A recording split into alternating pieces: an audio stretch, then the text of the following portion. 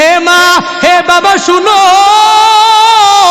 আমি মারা যাব যদি গভীর রাতের মধ্যে যদি আমি মরিয়া যাই, আমার নবীরে তুমি কোশ্চিন কালেও বলবা না, আমার নবীরে বলার দরকার নাই। কারণ রাত যখন গভীর হয়ে যাবে, আমার নবী যখন এই গভীর রাতে আমার জানাজার দাফন কাফনের ব্যবস্থা করার জন্য যখন আমার বাড়ির মধ্যে আসার জন্য রওনা করবে, কাফেরেরা আমার নবীকে দেখলে আক্রমণ করতে পারে, ওই মুশরিকেরা আমার নবীকে দেখলে আক্রমণ করতে পারে। না না, আমি যদি রাতের বেলা গভীর রাতে মরিয়া যাই, আমার নবী কি খবর দিবা না? আমার কারণে আমার নবীর কষ্ট হয়ে যাবে, আমি কোশ্চিন কালেও আমার নবীর ব্যাপারে এটা মেনে নিতে পারবো না। রহমাতুল লিল আলামিনের এক ছোট্ট সাহাবী, বাবাও সাহাবী ছেলেটাও সাহাবী, দুইজনই সাহাবী, বাবাও সাহাবী ছেলেও সাহাবী। সাহাবীর ঘরের মধ্যে কয়েকদিন যাবত খানা নাই, বড় পেরেশানির মধ্যে ভরে গেলেন। সাহাবীও খাইতে পারে না, স্ত্রীও খাইতে পারে না। ছোট্ট সন্তানটা মাত্র রাবিরা বলেন কেউ বছর হবে 11, কেউ বলেন 13 বছর বয়সী বাচ্চাটা পেটের ক্ষুধার যন্ত্রণা সহ্য করতে পারে নাই। দৌড়াইয়া ছোট্ট বাচ্চারা যখনই পেটের মধ্যে ক্ষুধা লেগে যায়, মাঠে খেলা আরম্ভ করে দিল। পেটের মধ্যে যখন ক্ষুধা লেগে গেল, দৌড়াইয়া একজনের কাছে যায়। তিনি কে বলেন না, কার কাছে যায়? ওই মায়ের কাছে যাইয়া মাকে ডাক দেয়। মা বলে, মা বলে, মা বলে। সন্তানটা যখন মায়ের বিনাইয়া বিনাইয়া ডাকে, তখন তো মা পূর্ণাঙ্গ ভাবেই বুঝতে পারে আমার সন্তান খেলার মাঠ থেকে দৌড়াইয়া, মাদ্রাসা থেকে দৌড়াইয়া, স্কুল ছুটি হয়ে গেল, দৌড়াইয়া আমি মায়ের কি জন্য ডাকবো। ওই মায়ের তো আর বুঝার কোনো বান্দা বাকি থাকে না। ওই মায়েরা সন্তান কি চায়, কি চায়, কি সময় চায়, কি জন্য চায়, কি জন্য ডাকে, পূর্ণাঙ্গ ভাবেই বুঝতে পারে। রহমাতুল লিল আলামিনের ছোট্ট সাহাবী, বয়স বেশি না, মাত্র 11, আবার কেউ বলেন 13। এই বাচ্চাটা দৌড়াইয়া মায়ের কাছে যখন চলে গেলেন, মায়ের কাছে যাইয়া মাকে যখন একবার মায়া ভরা ডাক দিয়া দেয়, ও মা। 2 বার যখন মাকে মা বলে ডাক দিয়া দেয়, 3 বার যখন মারে মা বলে বিনাইয়া বিনাইয়া ডাকে, মা বলে, হে সন্তান আমার, আমার বুঝার বাকি নাই, বাকি নাই, বাকি নাই। তুই আমার কি জন্য ডাকলা? আমি জানি আমার ঘরের মধ্যে কোনো খানা নাই, আমি জানি তুই পেটের ক্ষুধার যন্ত্রণা সহ্য করতে পারো না। সো আমাকে আমার আর ডাকার দরকার নাই, আমি মা বুঝে গেলাম তুই কি জন্য আমি মায়ের বারবার ডাকতেছ। এরে বান্দারা, মায়ের সন্তান কি জন্য ডাক দেয়, কোন সময় ডাক দেয়, ডাকতে দেরি মা বুঝতে বান্দা কোনো বাকি থাকে না। দুনিয়াতে এমন কোনো মা নাই যেই মায়েরা সন্তান কি জন্য ডাকছে মাটা জানে না। সন্তান যখন চোখের পানি ফালাইয়া ওই মায়ের দরবারে গিয়া হাজির হয়ে যায়, ওই মায়ের কাছে যাইয়া যখন মাকে বিনয়ের সুরে একবার যখন মা বলে ডাক দেয়, মা বলে, হে জাদু আমার, তোর কি লাগবে, তোর কি প্রয়োজন, আমি মাকে বলার দরকার নাই। তুই যখন আমি মায়েরে মা বলে যখনই তুই ডাক দিয়া দিলা, মা বলে ডাকতে দেরি হয়ে গেল, আমি মার বুঝতে আর বিন্দু মাত্র পরিমাণ দেরি হলো না। ওই মায়েরা বান্দা এমন, মাকে ডাকতে দেরি, মার পূর্ণাঙ্গ ভাবে জানতেও দেরি নাই। ছোট্ট সাহাবীটা দৌড়াইয়া মায়ের দরবারে চলে গেলেন। ওই মাকে যায় বললেন, হে মা। একবার যখন ডাক দিয়া দিল, 2 বার যখন মারে মা বলে ডাক দিয়া দিল, 3 বার যখন ওই মায়ের মা বলে যখন ডাক দিয়া দিল, মা জানায়া দিল, হে সন্তান, তোর পেটের ক্ষুধার যন্ত্রণা তুই সহ্য করতে পারো না। আমি জানি, আমি মা হইয়াই তো পেটের ক্ষুধা নিবারণ করতে পারি নাই, সহ্য করতে পারি না। তোর বাবাটাও খাইতে পারে নাই, পেটের ক্ষুধার যন্ত্রণা সহ্য করতে পারে না। তবে আমার ঘরের মধ্যে খানা নাই, তবে আমি একটা ট্রিটমেন্ট তুলে দিয়া দিতে পারি। আমার যেহেতু ঘরের মধ্যে খানা নাই, কিন্তু মদিনাওয়ালা নবী মসজিদে নববীর মধ্যে আছে আমি জানি। তোর বাবাকে সঙ্গে লইয়া ওই নবীর দরবারে গিয়া যদি হাজির হয়ে যাও, ওই নবীর চেহারা মুবারকের দিকে যদি মায়া নিয়া নিয়া নিয়া যদি তাকাও, তাহলে আমার নবীর চেহারা মুবারকের দিকে তাকাইতে দেরি হয়ে যাবে, তোমার পেটের ক্ষুধা নিবারণ হতে দেরি হবে না। ওই মদিনাওয়ালা নবীর দরবারে তুমি চলে যাও। ওই নবীর দরবারে যাইয়া যখন তুমি মায়া নিয়া নিয়া নিয়া যদি নবীর দিকে যদি তাকাও, তাহলে তোমার পেটের ক্ষুধা অটোমেটিক্যালি এমনিতেই নিবারণ হয়ে যাবে। যখন জানায়া দিল, ছোট্ট সাহাবীটা জিগায়, মা বাবাকে সারা নবীর দরবারে আমি যেতে পারবো না, আমার বাবাই কই? ওই বাবার সন্ধান আমায় দাও, আমি বাবারে নিয়া নিয়া নবীর দরবারে হাজির হয়ে যাব। যখন এই কথা বলল, একটু পরে পেছন দিক দিয়ে সাহাবী আয়েশা ডাইকা বলে, হে সন্তান আমার, আমি একা নিয়ে আসি, চলো না নবীর দরবারে চলে যাব। ওই নবীর চেহারা মুবারকের দিয়ে মায়া নিয়া নিয়া নিয়া তাকাবো, কারণ আমি জানি আমি নিজেই তো আমার পেটের ক্ষুধার যন্ত্রণা সহ্য করতে পারি না।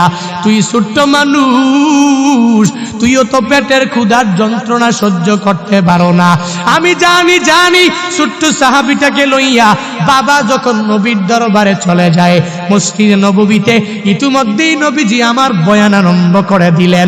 নবী বয়ান করতেছে, প্রথম কাতার পূর্ণ হয়ে গেল, দ্বিতীয় কাতারটাও পূর্ণ হয়ে গেল, তৃতীয় কাতারটাও পূর্ণ যখন হয়ে গেল, 4 নাম্বার কাতারের মধ্যে যাইয়া ছোট্ট সাহাবী আর তার বাবাটা জায়গা পেয়ে গেল। যদিও বাবা তার ঘাড় অনেক উঁচু হওয়ার কারণে আমার মদিনাওয়ালা নবীকে দেখতে পায়, ছোট্ট সাহাবীটা ছোট মানুষের জন্য নবীরে দেখতে পায় না, কারণ 3 নাম্বার কাতার পর্যন্ত সাহাবায়ে কেরামদের ঘাড় অনেক উঁচু উঁচু। বাবা দেখতে পায়, ছোট্ট সাহাবীটা দেখতে পায় না। বাবাকে চোখের পানি ছেড়ে দিয়া বাবারে জানায়া দেয়, বাবা ওই মদিনাওয়ালা নবীকে তো আমি দেখতে পাই না গো বাবা, তুমি আমাকে তোমার কুলের মধ্যে লও, তোমার কুলের মধ্যে বইসা বইসা যখন আমার ঘাটটা একটু উঁচু হয়ে যাবে, তখনই আমি আমার মদিনাওয়ালা নবীর এত সুন্দর চেহারা মুবারকটা আমি দেখতে পাবো। নবীর চেহারা মুবারকের দিকে যখন আমি মায়া নিয়া নিয়া নিয়া তাকায়া যাব, আমার পেটের ক্ষুধাও অটোমেটিক্যালি এমনিতেই নিবারণ হয়ে যাবে। বাবা বলে, সন্তান আয় আয়, তুই আমার কুলের মধ্যে আয়।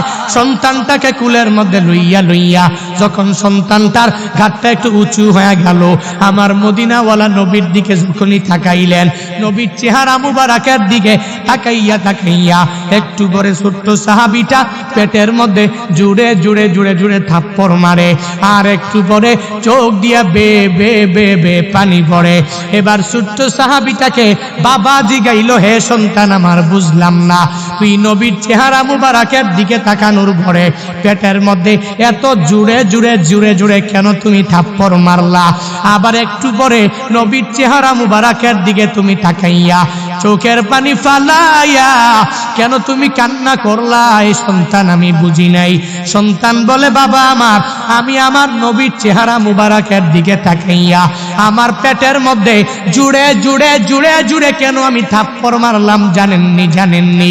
আমার মা আমাকে জানিয়েছেন, ও বাবা তুই আমার নবীর দরবারে যাও, ওই নবীর দরবারে যাইয়া যদি ওই নবীর চেহারা মুবারকের দিকে যদি তুই তাকাইতে পারো, তাহলে পেটের মধ্যে যে এত ক্ষুধা, এই ক্ষুধা থাকবে না, থাকবে না, থাকবে না, এমনিতেই অটোমেটিক্যালি তোর পেটের ক্ষুধা নিবারণ হয়ে যাবে।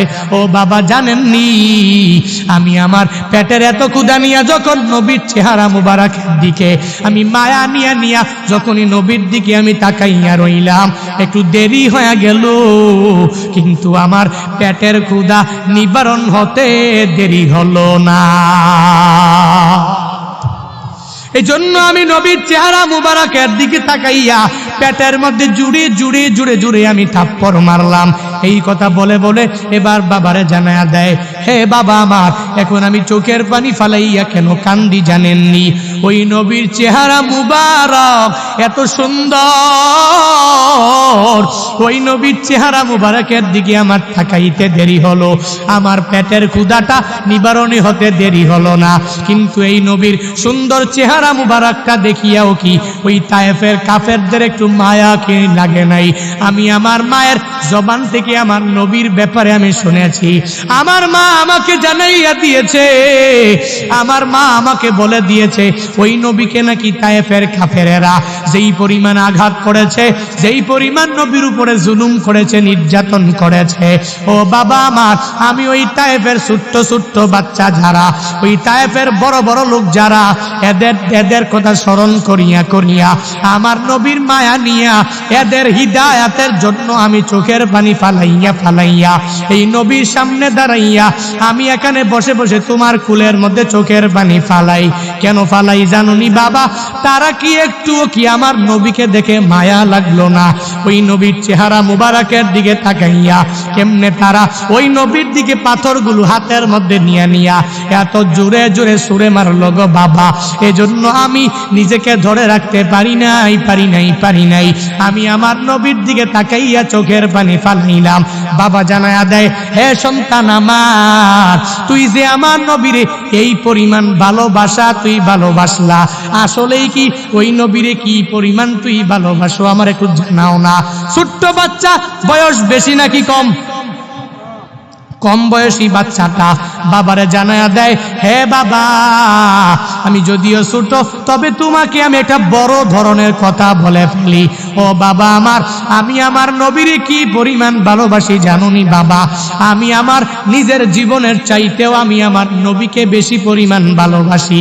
আমার ঘরের মধ্যে আমার গর্ভধারিণী মা, ওই মায়ের জীবনের চাইতেও আমি আমার নবীকে আমি বেশি পরিমাণ ভালোবাসি। শুধু তাই না, তুমি যে আমার দুনিয়াতে আসার বড় কারণ, তুমি আমার অনেক মহব্বতের বাবা।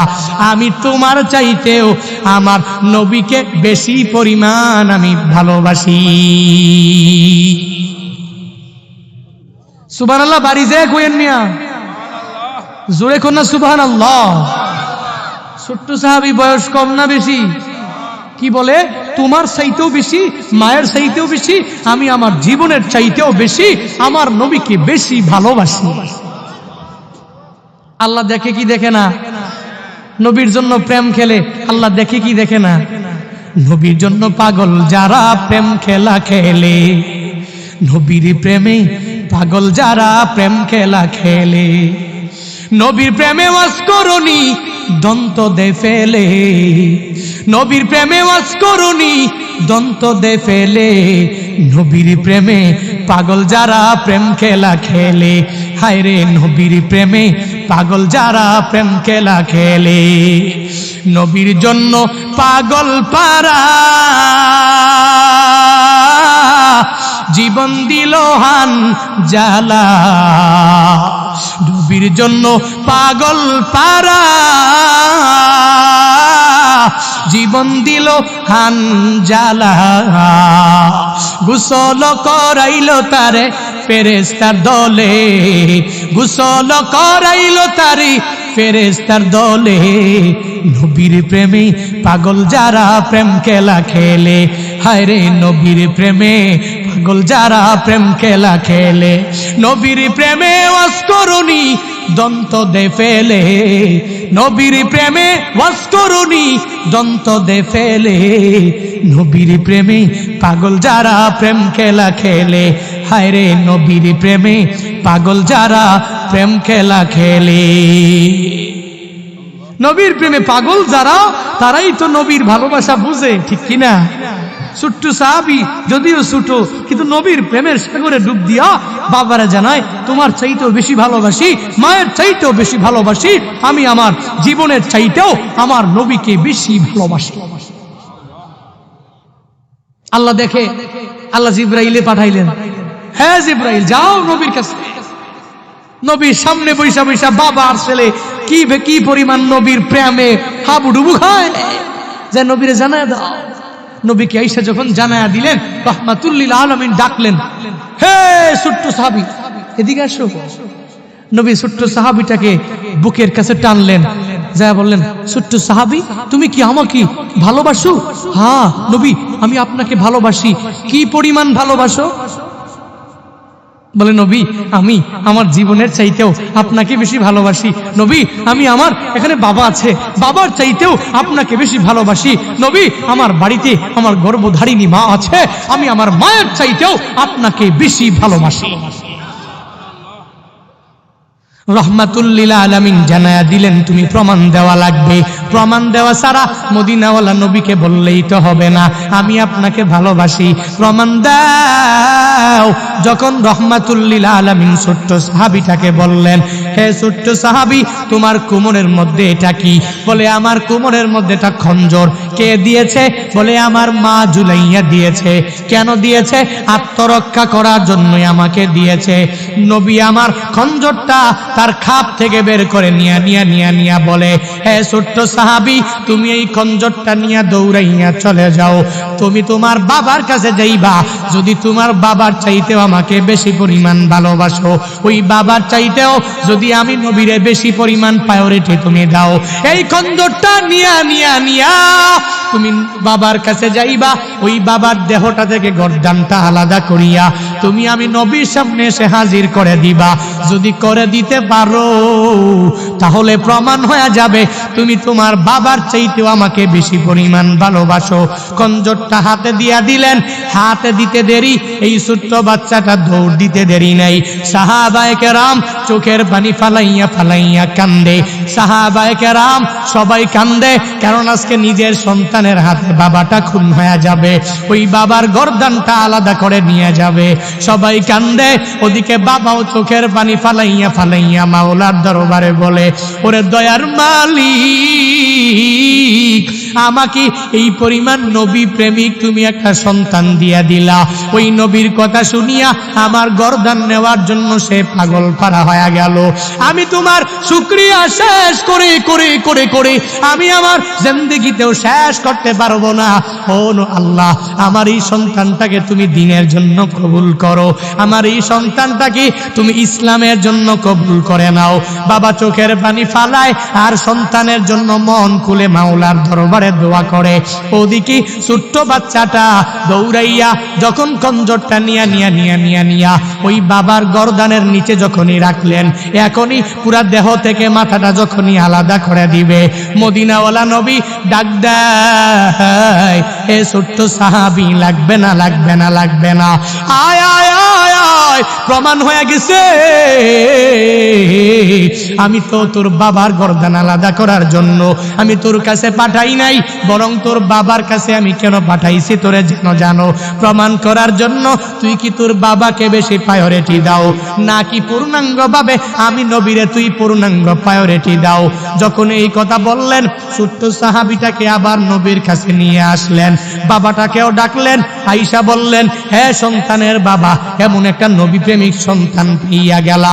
এই নবী প্রেমিক সন্তানের ব্যাপারে আমি নবী জানাইয়া দিলাম, এই ছোট্ট বাচ্চাটা যেদিন দুনিয়া থেকে বিদায় নিবে, আমি নবী নিজে এই সন্তানের গোসল আমি নিজে করাবো। আমি নবী নিজে এই সন্তানের জানাজার ইমামতি করব। হে সাহাবী, শুনে নাও, আমি নবী নিজে যেদিন সে মারা গেল, জানাজা পড়ানোর পরে আমি নবী নিজের হাতে এই সন্তানটাকে কবরের মধ্যে আমি নিজেই রাখবো। বাবার আর বুঝতে বাকি নাই, সন্তানটা মনে হয় দুনিয়ার মধ্যে বেশি দিন বাঁচবে না। যেহেতু মদিনাওয়ালা নবী সুন্দরভাবে জানাইয়া দিলেন, মদিনাওয়ালা নবীও বলে দিলেন, হে মদিনাওয়ালা নবী সাহাবীকে পূর্ণাঙ্গ বলে দিলেন, তোমার সন্তান যেদিন মারা যাবে ওই দিন আমি তার জানাজার দাফন কাফনের ব্যবস্থা আমি নবী নিজেই করব। বুঝতে আর বাকি নাই, তার বয়সে তো কম, নবী কেন বললেন তার জানাজা পড়াবে? মনে হয় বেশি দিন আমার এই সন্তানটা দুনিয়ার মধ্যে বাঁচবে না। বাবাটা চোখের পানি ফালাইয়া কাইন্দা নবীর কাছে জানায়া দেয়, হে নবী, আমার এই সন্তানটা মনে হয় বেশি দিন বাঁচবে না, তবে আমি আপনার কাছে আগে থেকে এই সন্তানটাকে আমি বলেছি ইসলাম ইসলামের জন্য আমি কোরবান করে দিব, আমার এই সন্তানটাকে নবী আমি আপনার জন্য কোরবান করে দিয়ে দিব। নবী বললেন অসুবিধা নাই, ইসলামের জন্য সে এমনি কবুল হয়ে গেছে, যাও যাও এই সন্তানটাকে নিয়ে বাড়ির মধ্যে চলে যাও। ছোট্ট সাহাবীটাকে নিয়ে যখনই মায়ের কাছে যখনই রওনা হয়ে গেলেন, যাইয়া যখন তার মায়ের কাছে সব বিস্তারিত বললেন, ওই মাটাও বলে এই সন্তানটাকে গর্ভের মধ্যে নিয়ে আমি মা কষ্ট কম করি নাই, দুনিয়াতে আসার সময়ও কষ্ট কম করি নাই, দুনিয়াতে আসার পরেও এই সন্তানের জন্য কষ্ট কম করি নাই।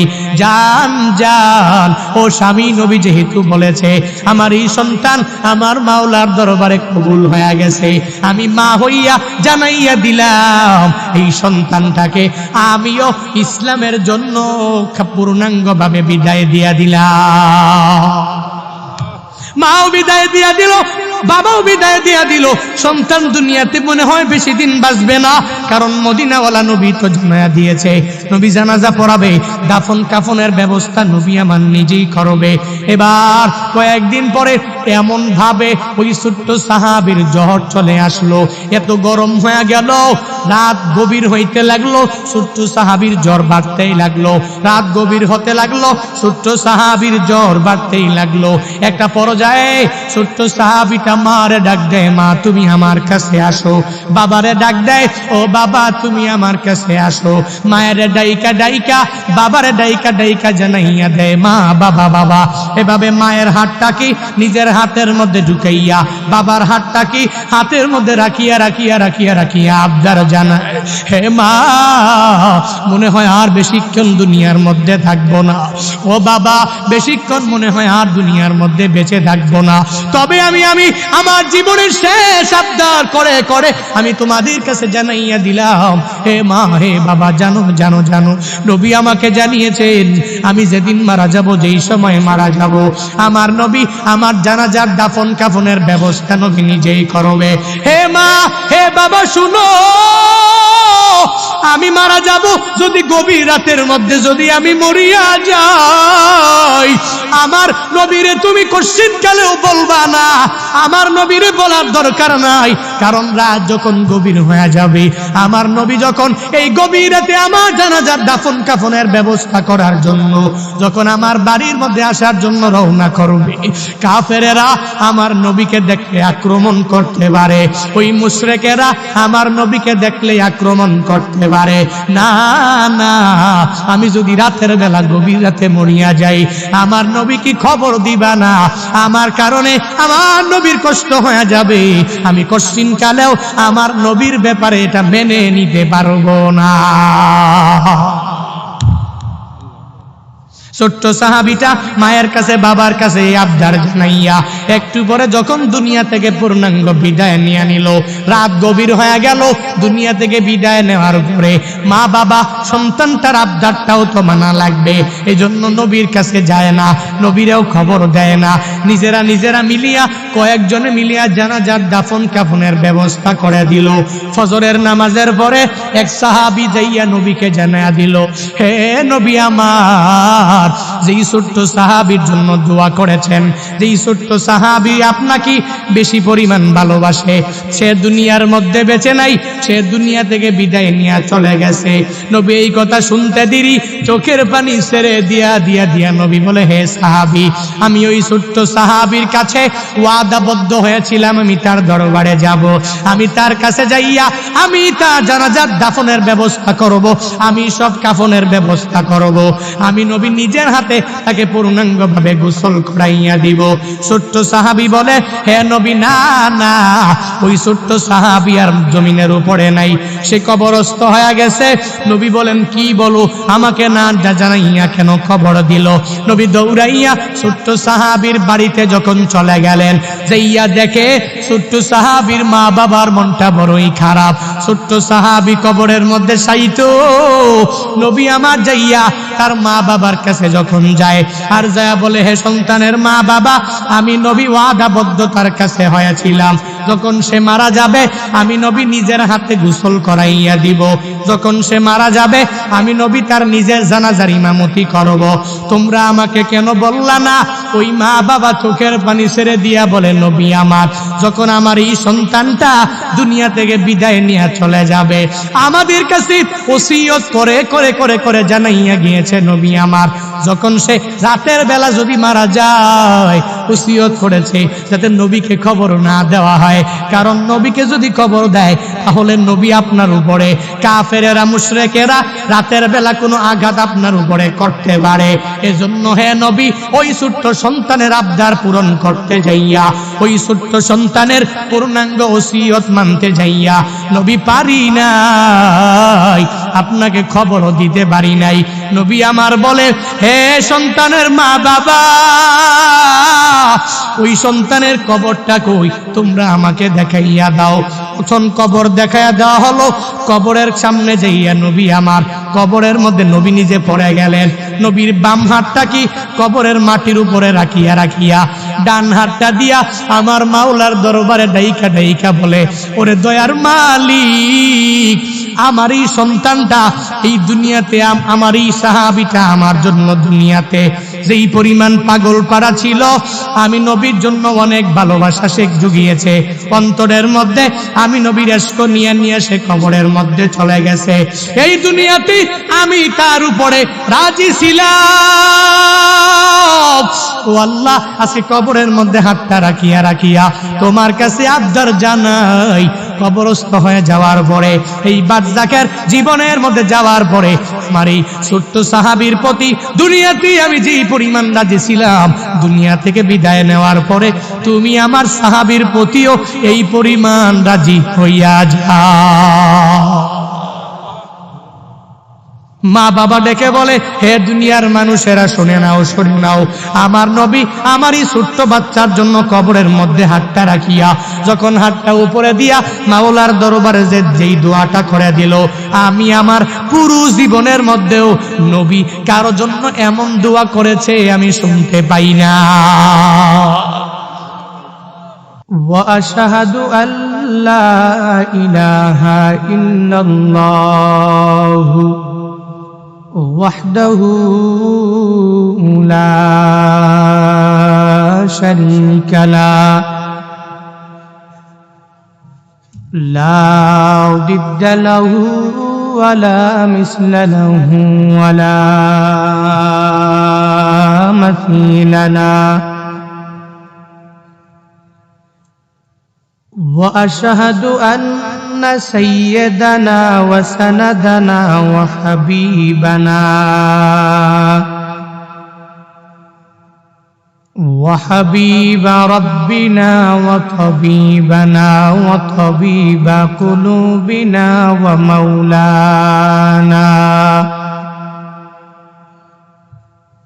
ومولانا محمدا عبده ورسوله صلى الله تعالى عليه وعلى آله وأصحابه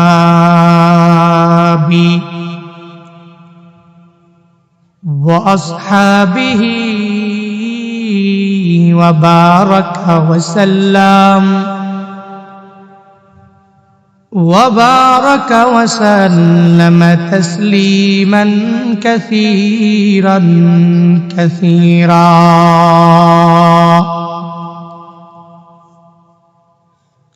الذي أرسله الله تعالى بالحق بشيرا ونذيرا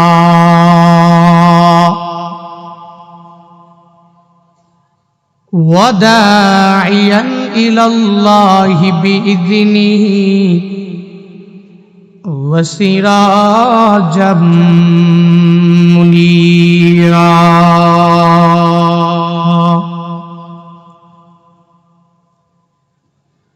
أما بعد فأعوذ بالله من الشيطان الشيطان الرجيم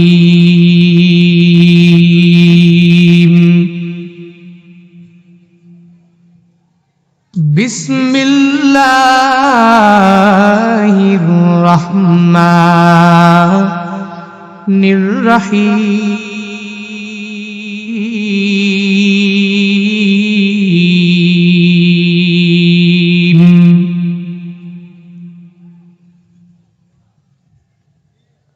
قل إن كنتم تحبون الله فاتبعوني يحببكم الله ويغفر لكم ذنوبكم والله غفور رحيم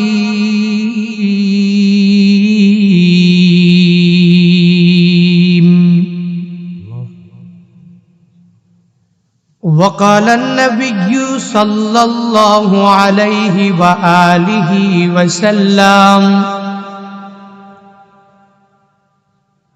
من أطاعني دخل الجنة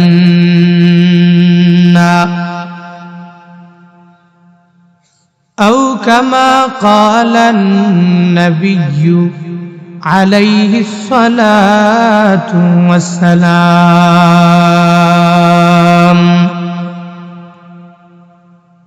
صدق الله مولانا العظيم وصدق رسوله النبي الكريم ونحن على ذلك لمن الشاهدين والشاكرين والذاكرين والحمد لله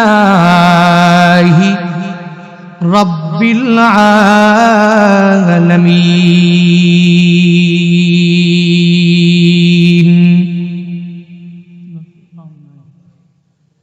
محمد نے آکر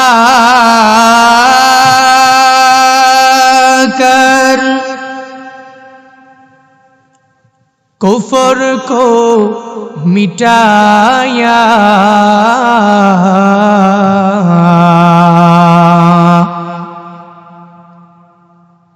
कुफर को मिटा कर सदाकत बताया कुफर को मिटा कर सदाकत बताया बलगल उला बिकमालिही كشف الدجى بجماله حسنت جميع خصاله صلوا عليه وآله رب اشرح لي صدري ويسر لي أمري واحلل عقدة من لساني يفقه قولي ربي زدني علما ربي زدني علما ربي زدني علما ربي يسر ولا تعسر وتمم علينا بالخير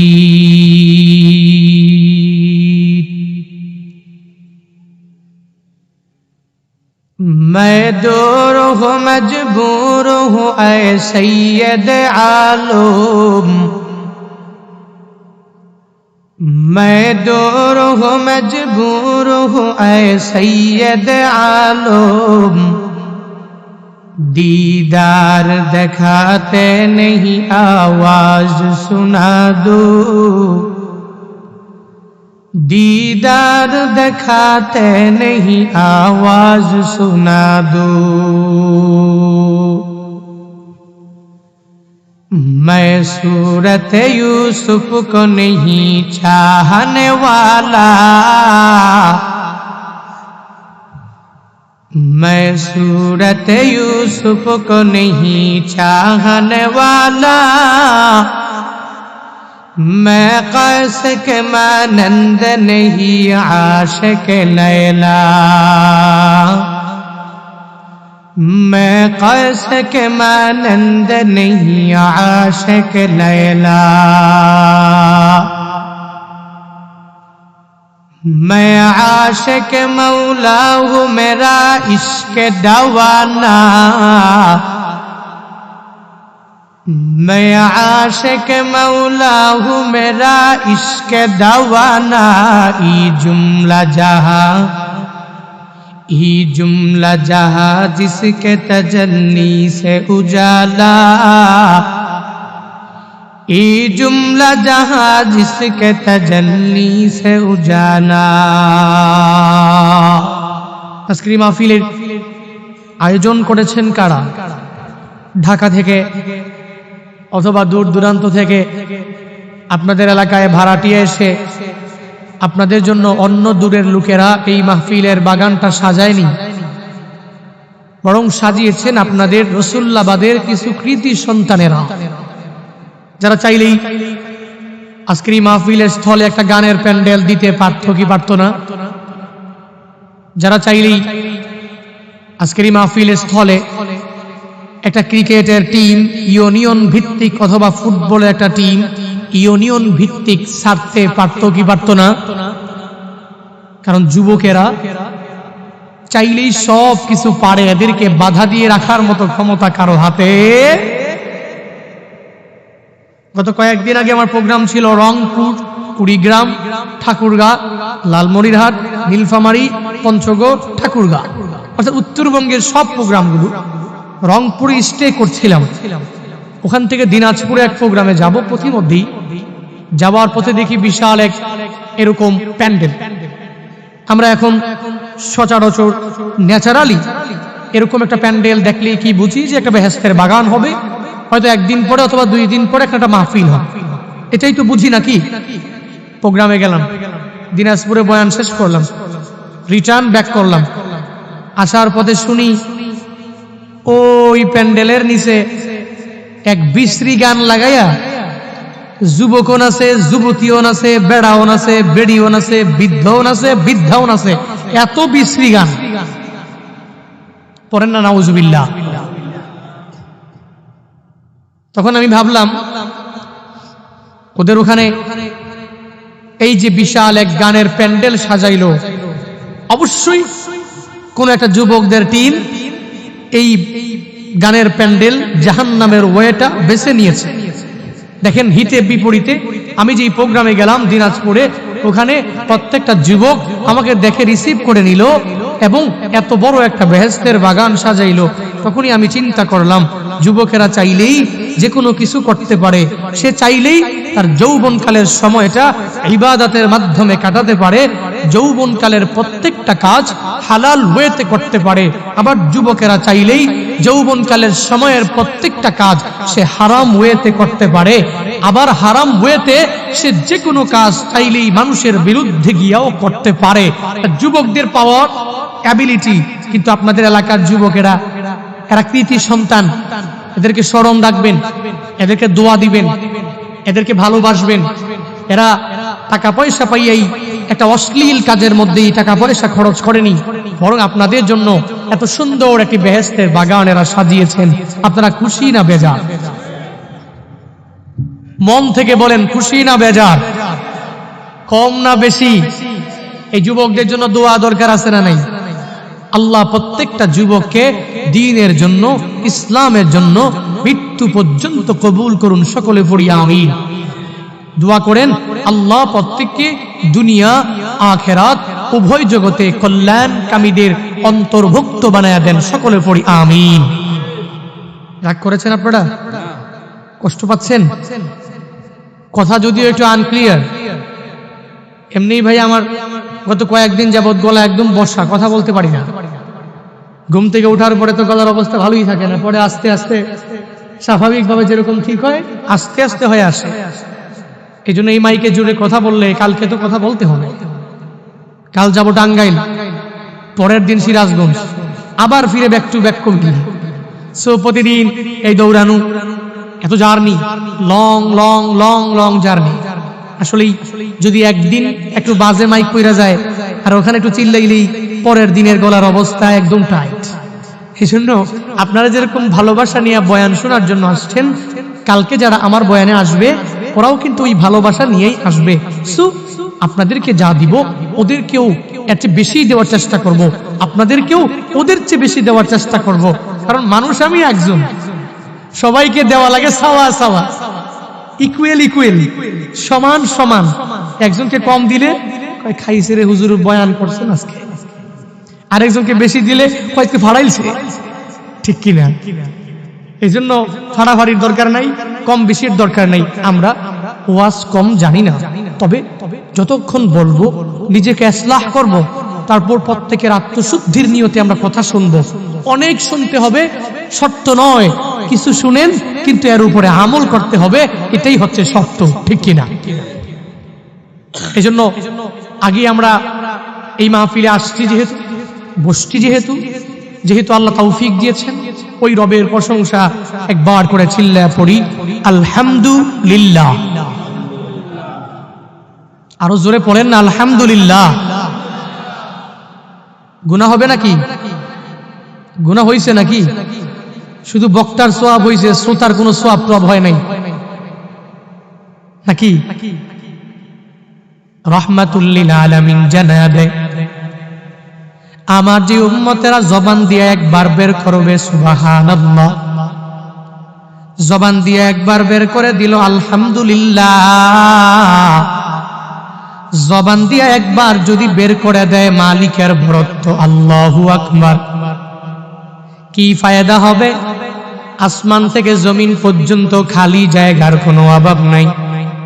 কোন মোস্ট রিচেস্ট পিপল বান্দা, দুনিয়াতে এমন কোন ধনী বান্দা যদি থাকে, এই দুনিয়ার সব খালি জায়গাগুলো পিওর গোল্ড, 2 নাম্বার কোন গোল্ড না, বরং খাঁটি স্বর্ণ দিয়া ভরাট করে যদি বান্দা মনে করে আমি কোনো এতিমখানার মধ্যে অথবা কোনো মাদ্রাসার মধ্যে অথবা কোনো মসজিদের মধ্যে অথবা মাওলার রাস্তায় যে কোনো জায়গায় ফি সাবিলিল্লাহ আমি দিয়া দিলাম, বলে ওই ধনী বান্দার আমল নামার মধ্যে যেই সওয়াব জড়ো হয়ে যাবে, একবার সুবহানাল্লাহ বলনেওয়ালা, একবার আলহামদুলিল্লাহ বলনেওয়ালা, একবার আল্লাহু আকবার বলনেওয়ালার আমল নামায় তার সমপরিমাণ সওয়াব আল্লাহ দিয়া দিবে। মদিনাওয়ালা নবী বলেন শুধু কি তাই? বলে না না, যদি আমার উম্মত জবান দিয়া বের করে একবার যদি পড়ে সুবহানাল্লাহ, একবার যদি পড়ে আলহামদুলিল্লাহ, একবার যদি জবান দিয়া বের করে দেয় আল্লাহু আকবার, কি ফায়দা হবে? নবী বলেন ওই তাসবিহ গুলো পড়নেওয়ালা বান্দার জন্য আল্লাহ তাআলা মায়া করে জান্নাতের মধ্যে এমন একটা বৃক্ষ রোপণ করবে, দ্রুতগামী আরবের ঘোড়া, ওই ঘোড়া কি আস্তে দৌড়ায় নাকি জোরে দৌড়ায়? সবাই বলেন আমগো মতো দৌড়ায় নাকি?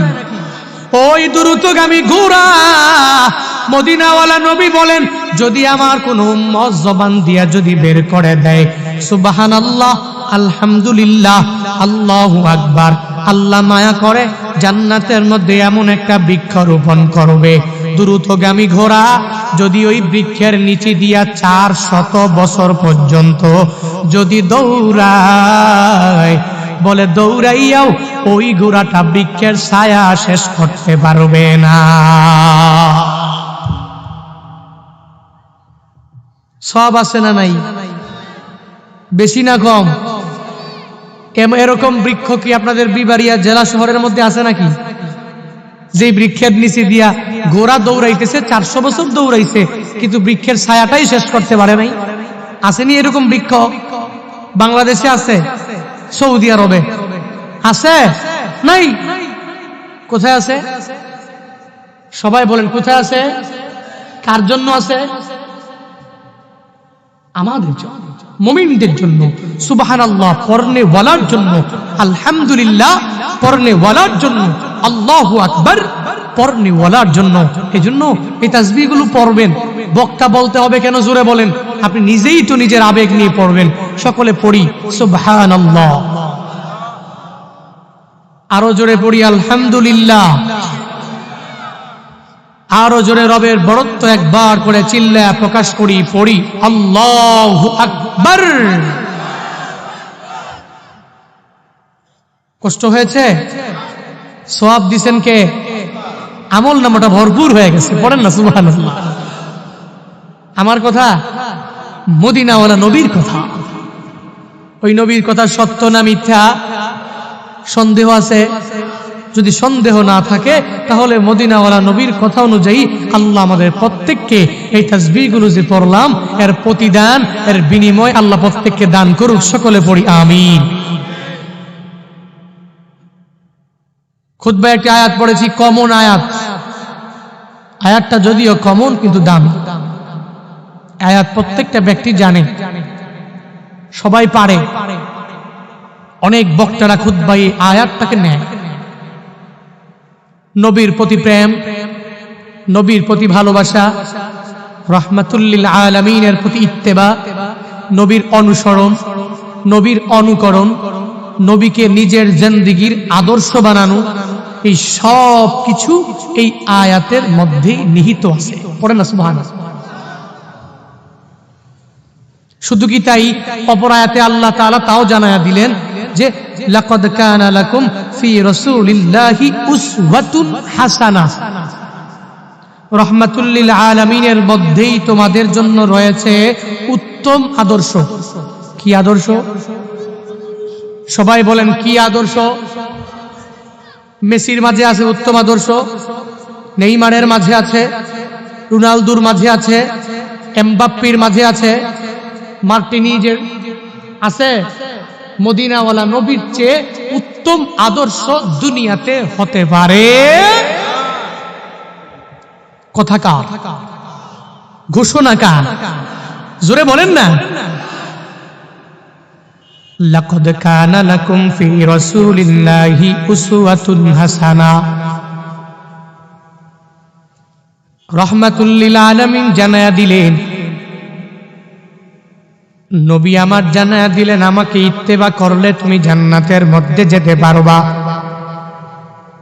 ওদিকে আমার মাওলাও সুন্দরভাবে জানায়া দেয়, নিজেকে যদি উত্তম আদর্শে আদর্শবান করতে চাও তাহলে রাহমাতুল লিল আলামিনের আদর্শে নিজের আদর্শবান বানায়া নাও।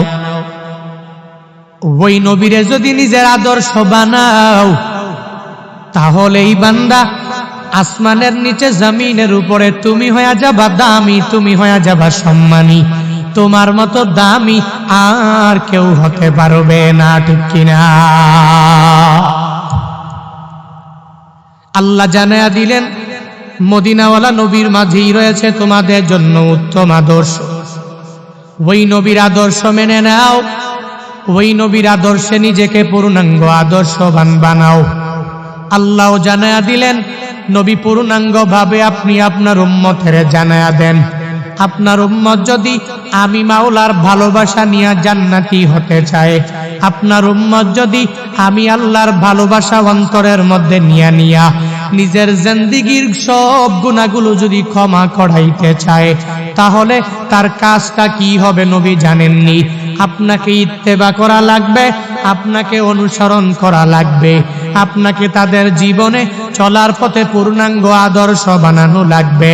হে নবী আমার, যখন এই উম্মতেরা, যখন আপনার এই উম্মতেরা, আমার এই বান্দারা আপনাকে যখন আদর্শ বানাবে, আপনার চরিত্রে যখন তারাও চরিত্রবান হয়ে যাবে, আপনার আখলাকে হাসানাগুলো যখন তারা অ্যাকসেপ্ট করে বুকের মধ্যে নিয়া যখন দুনিয়াতে চলবে আল্লাহ মায়া করে এদেরকে দামি বানায়া দিবে। আবার এই বান্দারা যে আমি মাওলার জান্নাত পাওয়ার জন্য পাগল পারা, এই বান্দারা যে আমি মাওলার ক্ষমা পাওয়ার জন্য পাগল পারা, আল্লাহ জানায়া দেয় যখন আপনি নবীর ইত্তেবা যখন তারা চালু করে দিবে, আপনি নবীকে পূর্ণাঙ্গ আদর্শ যখন তারা বানাইয়া নিবে, তাদেরকে আমি আল্লাহ দুইটা প্রতিদান মায়া করে দিয়া দিব। কয়টা প্রতিদান? সবাই বলেন। আল্লাহ বলেন, হে নবী আমার,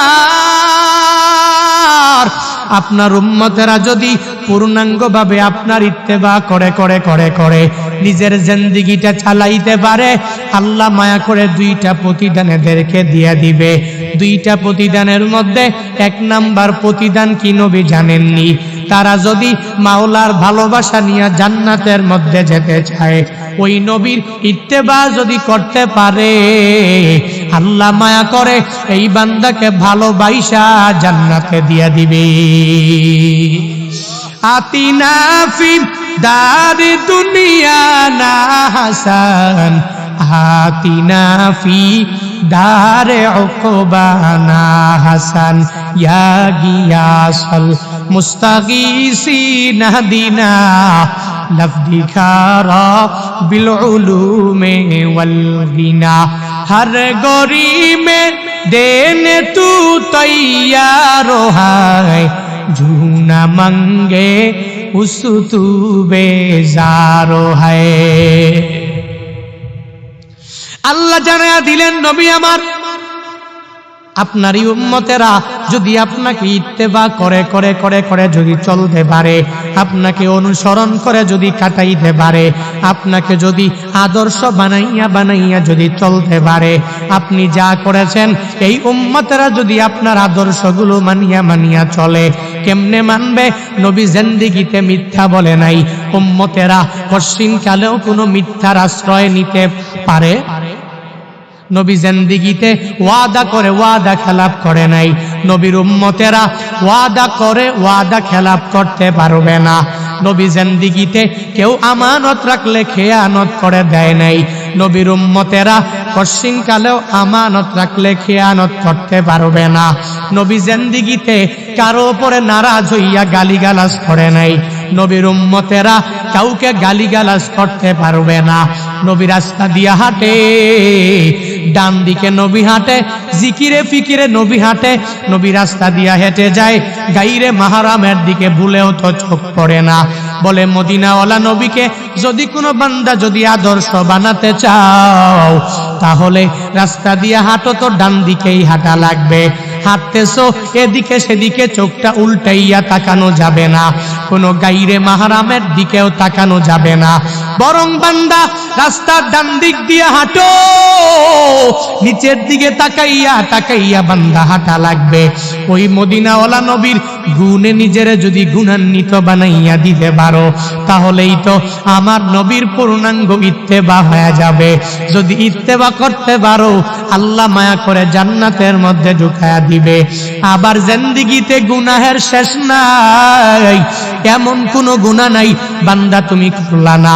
যদি তুমি নবীর ইত্তেবা করে করে সময়টা যদি কাটাইয়া দিতে পারো, নবীর অনুসরণ করে করে নবীর সুন্নতের উপরে আমল করে করে যদি তোমার নিজের লাইফটা যদি কাটাইয়া দিতে পারো, রে বান্দারা, জিন্দেগির যত গুনাহ আল্লাহ মাফ করে তোমাকে বেগুনাহ মাসুম বানায়া দিবে। এক বুজুর্গ আল্লাহ তাআলার এক ওলি, আল্লাহর বান্দা, তার শাগরিদের অভাব নাই। একদিন এক শাগরিদ ওই পীরের কাছে দৌড়া যায়, আর যায় বলে, হে পীর বুজুর্গ আমার, আমি জানি আপনি আল্লাহর পক্ষ থেকে বড় প্রিয়, আল্লাহর বড় দামি বান্দা আপনি। ইসমে আজমের বড় গুণটা আপনি অন্তরের মধ্যে নিয়ে নিয়ে চলেন। আমাকে একটু দেওয়া যায় কিনা একটু আমায় বলে দেন। এই ঘটনা কেন বলি একটু পরেই বান্দা বুঝতে পারবেন। ওই বুজুর্গ মুরিদের জানায়া দেয়, হে মুরিদ আমার, সবাই ইসমে আজম নিয়ে নিয়ে চলতে পারবে না। কারণ সব বান্দাগুলো ইসমে আজম পাওয়ার পরে সাবিরিন হতে পারবে না। একবার নিষেধ করে দিল, আবার মুরিদ পীরের জিগায় বারবার যখন পিরাপিরি করা আরম্ভ করে দিল, একটা পর্যায়ে যাইয়া তখন ওই বুজুর্গ তার শাগরিদের জানায়া দেয়, তুই যদি ইসমে আজম চাও তো একটা কাজ তোমার করা লাগবে। বলে কি কাজ করা লাগবে? বলে যাও ওই রাস্তার পাশে গিয়া তুমি দাঁড়ায়া থাকো, সারাদিন ওই রাস্তায় তুমি দাঁড়ায়া থাকবা, আর ওই রাস্তার মাঝে মাঝে বিশেষ বিশেষ কোন কোন ঘটনা হয়ে যায় ওই ঘটনাগুলো দিন শেষে আমার সামনে বর্ণনা করবা। সে দৌড়ায়া চলে গেল, ওই রাস্তার মধ্যে দাঁড়ায়া সারাটা দিন বান্দা ওয়েটিং এ থাকে, অপেক্ষমান বান্দা থাকে। একের পর এক এই সাগরেরটা রাস্তার মধ্যে দাঁড়ায়া দাঁড়ায়া সব ঘটনাগুলো বান্দা অবলোকন করা আরম্ভ করে দেয়। একটা পর্যায়ে যাইয়া এই লোকটা যখন দিন শেষ হয়ে যায়, রাতের বেলা বুজুর্গের কাছে দৌড়া যায়। এবার বুজুর্গ জিগায়, হে শাগরিদ আমার, তুই যে আমার কাছ থেকে ইসমে আজম চাইলা, ওই রাস্তার মধ্যে আমি তোরে দাঁড়াইবার জন্য আদেশ দিয়া দিলাম, তুই আমায় একটু বলো না ওই রাস্তার মধ্যে তুই কি পেয়ে গেলা, বিশেষ বিশেষ ঘটনাগুলো তুই আমারে জানায়া দাও। বলে, হে বুজুর্গ আমার, ওই রাস্তায় আমি দাঁড়ায়া দেখলাম সকালবেলা এক আল্লাহর বান্দা বৃদ্ধ দৌড়াইয়া জঙ্গলের মধ্যে চলে গেল জীবিকা নির্বাহের জন্য। যখন জঙ্গলে যায়, যাইয়া সব কাষ্ঠগুলো সংগ্রহ করিয়া একটা ভ্যানের মধ্যে চড়াইয়া সে বাজারের মধ্যে রওনা হয়ে যাবে। বাজারে গিয়া বিক্রি করে জীবিকা নির্বাহ করবে, তার ফ্যামিলিটারে এই কাঠগুলো বিক্রি করিয়া তার উপর চালাবে। সে যখন কাঠগুলো সংগ্রহ করে ওই জঙ্গল থেকে যখনই বের হয়ে গেল, আসার পরে আমি তাকায়া দেখি রাস্তার কিনারার মধ্যে দাঁড়াইয়া এক টকবগে যুবক ওই বৃদ্ধের উপরে নির্যাতন করা আরম্ভ করে দিল, ওই বৃদ্ধের উপরে জুলুম করা আরম্ভ করে দিল। একটা পর্যায়ে ওই বৃদ্ধরে মারিয়া ধরিয়া তার সব কাঠগুলো সবগুলো হরণ করিয়া করিয়া নিয়ে গেল। ওই বৃদ্ধ ওই জায়গায় দাঁড়াইয়া তার কাঠের জন্য চোখের পানি ফালাইয়া কান্না করে। এবার বুজুর্গ বলে, ওই সময় তোমার মনের মধ্যে কি চাইছিল জানায়া দাও। ওই সময় বুজুর্গরে জানায়া দেয়, হে আমার পীর, আমার ওই সময় কি মন চাইছিল জানেননি? যদি ইসমে আজমের বড় মালিক আমি হয়ে যেতাম, ওই যুবকের ব্যাপারে এমন বড় বদদুয়া আমি তার ব্যাপারে করে দিতাম, বদদুয়া করিয়া যুবকটাকে জমিন থেকে উড়াইয়া দিতাম, আর ওই বৃদ্ধরে গন্তব্যস্থানের মধ্যে পৌঁছাইয়া দিতাম। ইসমে আজমের মাধ্যমে আমি ওই জায়গায় দাঁড়াইয়া এটা আমি প্রয়োগ করতাম। ওই সময় বুজুর্গ তার ওই শাগরেদের জানায়া দেয়, শুনে নাও, ইসমে আজম এমন বড় দামি এক সম্পদের নাম যেটা আল্লাহ কাউকে দেয়, কোনো বান্দারে দেয় না। আমারে দিয়েছি কারণ আমার ভিতরে ধৈর্যের অভাব নাই, আমাকে দিয়েছি আমার ভিতরে হিম্মতের অভাব নাই, আমারে দিয়েছে আমার ভিতরে শক্তির অভাব নাই, আমার শক্তি বড় মজবুত আর আমি হিম্মত নিয়ে চলাফেরা করি, এজন্য আল্লাহ আমারে দিয়া দিল, তোমারে দেয় নাই। জোর করে বান্দা তুমি নিতে পারবা না। রমাদানের রোজার ব্যাপারে ঠিক একই রকম, যেই বান্দা অন্তরের মধ্যে একটু হিম্মত তুমি করতে পারবা, রোজা রাখলে কোনো অসুবিধা নাই। আমার আরেকটা ভাই যদি রোজা রাখতে পারে, আমি কেন পারবো না? সে যদি 30টা রোজা রাখার পরে গ্যাস্ট্রিকের যদি কোনো প্রবলেম না হয়ে যায়, আলসারের কোনো প্রবলেম যদি না হয়ে যায়, তাহলে আমার কেন হয়ে যাবে? অসুবিধা নাই, সে রাখতে পারলে আমি কেন পারবো না? এই হিম্মত নিয়ে আগায় যাও, তাহলে রমজানের রোজা রাখা তোমার কাছে অটোমেটিক সহজ হয়ে যাবে। কি লাগবে? হিম্মত। কি করা লাগবে? যে সে পারলে আমি কেন পারবো না? বলে না, সে পারলে আমি কেন পারবো না? এজন্য তো মদিনাওয়ালা নবী এবার জানায়া দিলেন, তুই রমজানের জন্য ওয়েটিং এ থাকো, অপেক্ষা করে নাও। আর রমজানের রোজা রাখার জন্য ভেতরে ভেতরে অন্তরের মধ্যে এই জিনিসগুলো ঢুকাও। বলে আমার হিম্মত আছে, আমার শক্তি আছে, আমি এই শক্তি নিয়ে রমজানের রোজাগুলো রাখতে পারবো। এমনকি ওই রমজান আসার আগে আগে বান্দা এই শাবানে তুমি এক এক এক করে গণনা করে নাও, রমজান কবে আসবে এই গণনা করার জন্য আদেশ দিয়েছে নবী আমার। মদিনাওয়ালা নবী বলেন, আহসু হিলালা শাবান লি রমাদান। মদিনাওয়ালা নবী বলেন, গণনা করো, আহসু হিলালা শাবান লি রমাদান। যখন শাবানের চাঁদ তুমি দেখে বেলা, তখন দেখার পরে শাবান কয়দিন চলে গেল, এবার রমজান আসতে কয়দিন বাকি রইল। মানে হলো আজকে শাবানের কয় তারিখ, আবার রমাদান কয় তারিখে হয়ে যাবে। এক এক এক করিয়া তুমি রমজানের ব্যাপারে গণনা করে নাও, এক এক এক করিয়া রমজান কবে আসবে এই চিন্তা অন্তরের মধ্যে নিয়ে বান্দা তুমি আগায়া যাও। তাহলেই দেখবা রমজানের রোজা রাখার জন্য তোমার আমার হিম্মত হয়ে যাবে। কিন্তু তুমি যদি গ্যাস্ট্রিকের ভয় করো, আলসারের ভয় করো, তাহলে একটা বুকার খাতার মধ্যে নামটা উঠাইলা। হে বান্দারা, রমাদানের রোজা তো শুধু তোমার উপরে ফরজ করা হয় নাই, আগের পূর্ববর্তী যারা এদের উপরেও বান্দা রোজা ফরজ করে দেওয়া হলো। তুমি শুধু অন্তরের মধ্যে ঈমানটাকে মজবুত করিয়া হিম্মত করে করে করে করে বান্দা তুমি আগায়া যাও। আল্লাহ তো এজন্যই বলেন, ইয়া আইয়ুহাল্লাযীনা আমানু কুতিবা আলাইকুমুস সিয়াম কামা কুতিবা আলাল্লাযীনা মিন ক্বাবলিকুম। আল্লাহ তাআলা বলেন, ঈমানওয়ালাদেরকে সম্বোধন করে জানায়া দেয়, হে ঈমানওয়ালারা, রমজানের রোজা যখন তোর সামনে চলে আসবে তুই ভয় পাবি না, ওই রোজা রাখার জন্য তুই পাগল হয়ে যাও। কারণ ওই রোজা তো তোর উপরে ফরজ করা হলো এমনটা নয়, বরং তোর পূর্ববর্তী গণদের উপরেও রোজা ফরজ করে দেওয়া হয়েছে। আমরা শুধু রোজা রাখছি, সাহাবায়ে কেরাম রাখে নাই, রাখছে না? আমরা শুধু রাখি, তাবিঈনরা রাখে না, এমনটা না। আমরা শুধু রাখি, তাবিঈনরা রাখে, এমনটা না। আমরা শুধু রাখি, আইম্মায়ে মুজতাহিদিনরা রাখে নাই, এমনটা না। আমরা শুধু রাখি, আগের জামানার উম্মতেরা রাখে নাই, এমনটা নয়। আল্লাহ বলেন, তোর চিন্তা তুই বাদ দিয়া দাও, তোর ফিকির তুই অন্তর থেকে সরায়া দাও। ওই চিন্তা বাদ দাও, আমি পারবো না পারবো না পারবো না, এই চিন্তা যদি বাদ দিয়া আগায়া যাও।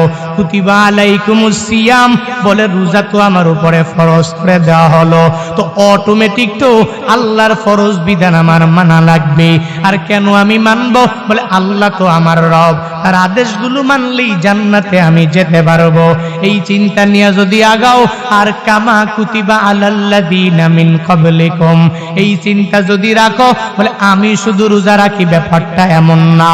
আমার বাবাও তো রোজা রাখে, আমার মাটাও তো রোজা রাখার জন্য পাগল বাড়া, আমার দাদাও তো ছিল, ওই দাদাও তো রমজানের রোজা রেখে মরে যায় নাই, আমার দাদিও রোজা রেখে মরে যায় নাই, আমার আত্মীয় স্বজনরাও রোজা রেখে মরে যায় নাই, গ্যাস্ট্রিক হয়ে যায় নাই, আলসার হয়ে যায় নাই। তাহলে আমি কেন পারবো না? তুমি ওই মানুষগুলোর দিকে বান্দা তাকাইয়া রমজানের রোজার প্রতি বান্দা তুমি উদ্বুদ্ধ হয়ে যাও। রমাদানের আগের প্রস্তুতি কি হবে বান্দা জানোনি? রমাদানে ঢোকার আগেই এই আজকে থেকে বাড়িতে যাইয়া 5 বেলার নামাজ তোমার পড়া লাগবে। রমাদানের রোজা আসার আগে আগে 5 বেলার নামাজ শুধু রমজানেই রাখলে হবে না, পড়লে হবে না, রমাদানের আগে পরে পড়া লাগবে কি লাগবে না? কিন্তু হুজুর বলছে রমাদানের সওয়াব বেশি, এখন শুধু রমজানেই পড়বো, রমজানের আগেও খবর নাই, পরেও খবর নাই, তাহলে হবে? কথা বলেন। রমজানের প্রতিদান আল্লাহ তো নিজের হাতে বান্দা তোমারে দিয়া দিবে। কোন কোন বান্দারে দিয়া দিবে? যেই বান্দাগুলো রমাদানের আগেও বান্দা নামাজ বাদ দেয় নাই, রমাদানের পরেও বান্দা নামাজ বাদ দেয় না, ওই বান্দা রমাদানের আগেও আল্লাহর আদেশগুলো মানিয়া চলে, রমাদানের পরেও আল্লাহর আদেশ নিষেধগুলো মানিয়া বিরত থাকিয়া বান্দা চলাফেরা করে। আল্লাহ জানায়া দেয় হাদিসে কুদসির মধ্যে, আস-সাওমুলি ওয়া আনা আজিজি বিহি, রোজা আমার, এই রোজার প্রতিদান আমি আল্লাহ নিজের হাতেই দিয়া দিব। এখন কোন বান্দারে দিয়া দিবে? যেই বান্দা রমজানের আগে নামাজের খবর নাই, রমজানের পরেও নামাজের খবর নাই। রমজানের আগে বান্দা আল্লাহর আদেশ মানে না, রমজানের পরেও বান্দা মানে নাই, শুধু এক মাসই কুরআন তিলাওয়াতের জন্য পাগল পারা, নামাজ পড়ে নেক আমল করে, বাকি সময়গুলোতে কোরআনটা ধরেও দেখে না, এমন পরিবারের সদস্য সমাজে আছে না? রমজানে 3 খতম হয়ে গেল, 4 খতম হয়ে গেল, কিন্তু রমাদানের পরে কোরআন তিলাওয়াতের খবর নাই, রমাদানের পরে কোরআনটাকে ধরেও বান্দা দেখে না। কিন্তু না রে গোলাম, এই রমজান তুরে দেওয়া হলো, তুই প্রস্তুতি নিয়ে আগে থেকে বান্দা তুই আগায়া যাবা। ওই রমাদান আসার আগে বান্দা তুই নামাজের দিকে অগ্রগামী হয়ে যাও, নেক আমলের দিকে বান্দা অগ্রগামী হয়ে যাও। আর রমাদান আসার আগে একটা কাজ সবার জন্য করা লাগবে, ওই রমজান মাসে প্রত্যেকটা কবরের আযাব আল্লাহ ক্ষমা করে দেয়। তোমার তো মা নাই, তোমার বাবা নাই, তুমি দৌড়াইয়া মাকবারার সামনে যাওয়া লাগবে, ওই মাকবারার পাশে গিয়া দাঁড়াইয়া মায়ের জন্য প্রতিদিন মুনাজাত ধরে দোয়া করবা। বলে হুজুর রমজানে করব, শুধু রমজানটা নির্দিষ্ট করবা না, রমজানের আগেও ওই মা বাবার জন্য বান্দা দোয়া করা লাগবে। মাকবারার সামনে দাঁড়াইয়া মা বাবার জন্য বান্দা তুমি একটু দোয়া করে দাও, দেখবা কি ফায়দা হবে। রমাদান আসার পরে তো এমনি কবরগুলো আযাব মুক্ত হয়ে গেল, অটোমেটিক ওই কবর থেকে তোমার মা বাবা তোমার জন্য মন থেকে রুহানি দোয়া তোমার জন্য করবে। রমাদানের আগের প্রস্তুতি বান্দা তোমার আমার জন্য 5 বেলার নামাজ, এরপরে মা বাবা দুনিয়ায় বেঁচে থাকলি এদের খেদমত করে বান্দা চলা, না থাকলে মাকবারার পাশে গিয়া দাঁড়াইয়া যাও, এদের জন্য দোয়া করো, রব্বির হামহুমা কামা রব্বায়ানি সগীরা। ওই মা বাবার কথা একটু চিন্তা ভাবনা করো, যেই মা বাবা দুনিয়ার মধ্যে থাকিয়া বান্দা রমজানের রোজারা গত বছর রাখতে পারলো, এই বছর আসিয়া এই মা বাবা রমজানের রোজা পায় নাই, মাকবারার সামনে তুমি কেন যাইবা? এই চিন্তা তখনই অন্তরের মাঝে ঢুকে যাবে। আমার যেই মা গত বছরও 30টা রোজা সুন্দরভাবে রাখতে পারলো, এই বছর আমার মা নাই, আমার গত বছর বাবাটা রমজানের রোজার মধ্যে ছিল, এই বছর আসার পরে রমাদানের রোজার সময় আমার বাবা নাই, তবে আগামী বছর যে আমি বাঁচবো আমার মায়ের পথের প্রতীকও আমি হয়ে যেতে পারি। আমার বাবা যেই লাইনের প্রতীক হয়ে গেল, আমিও তো ওই লাইনের একজন প্রতীক হয়ে যেতে পারি। এই চিন্তা তোমার অন্তরের মাঝে ঢুকে যাবে। নিজে মর্দামি করিয়া যৌবনের তাড়নার মধ্যে পড়িয়া রক্ত বড় গরম, টকবগে রক্ত নিয়ে যদি বান্দা মনে করো এই বছর কেন রাখবো, আগামী বছর থেকে আমি রোজা রাখতে পারবো, আগামী বছর থেকে আমি রমাদানের 30টা রোজা পঙ্খানো রাখবো। এ বান্দা তুই যদি মাকবারার সামনে গিয়া দাঁড়াইয়া যাও, ওই মা বাবার থেকে যদি শিক্ষা নাও, তাহলে পশ্চিমকালেও এই ধারণা তোমার অন্তরের মাঝে থাকবে না, ঠিক কিনা? কারণ যেই মা এত যুবতী ছিল ওই মা অত রোজা রাখলো, আজকে মা নাই, কবরে চলে গেল, বাবা নাই, কবরে চলে গেল, আমিও যে কবরে যাব না এর গ্যারান্টি তো বান্দা নাই, তুমি যাবা না এর গ্যারান্টি নাই। রমাদান আসার আগে যে কোনো মানুষ দুনিয়া থেকে বিদায় হয়ে যেতে পারো। এজন্য তো বলি একটু মাকবারার পাশে যাইয়া ওই মায়ের জন্য বাবার জন্য বান্দা একটু দোয়া করে দাও। কি বলে দোয়া করবা? আল্লাহ আমার মা গত রমজানে ছিল, এই রমজানের মধ্যে নাই, আল্লাহ গো মায়ের কবর তুমি জান্নাতের বাগান বানাও।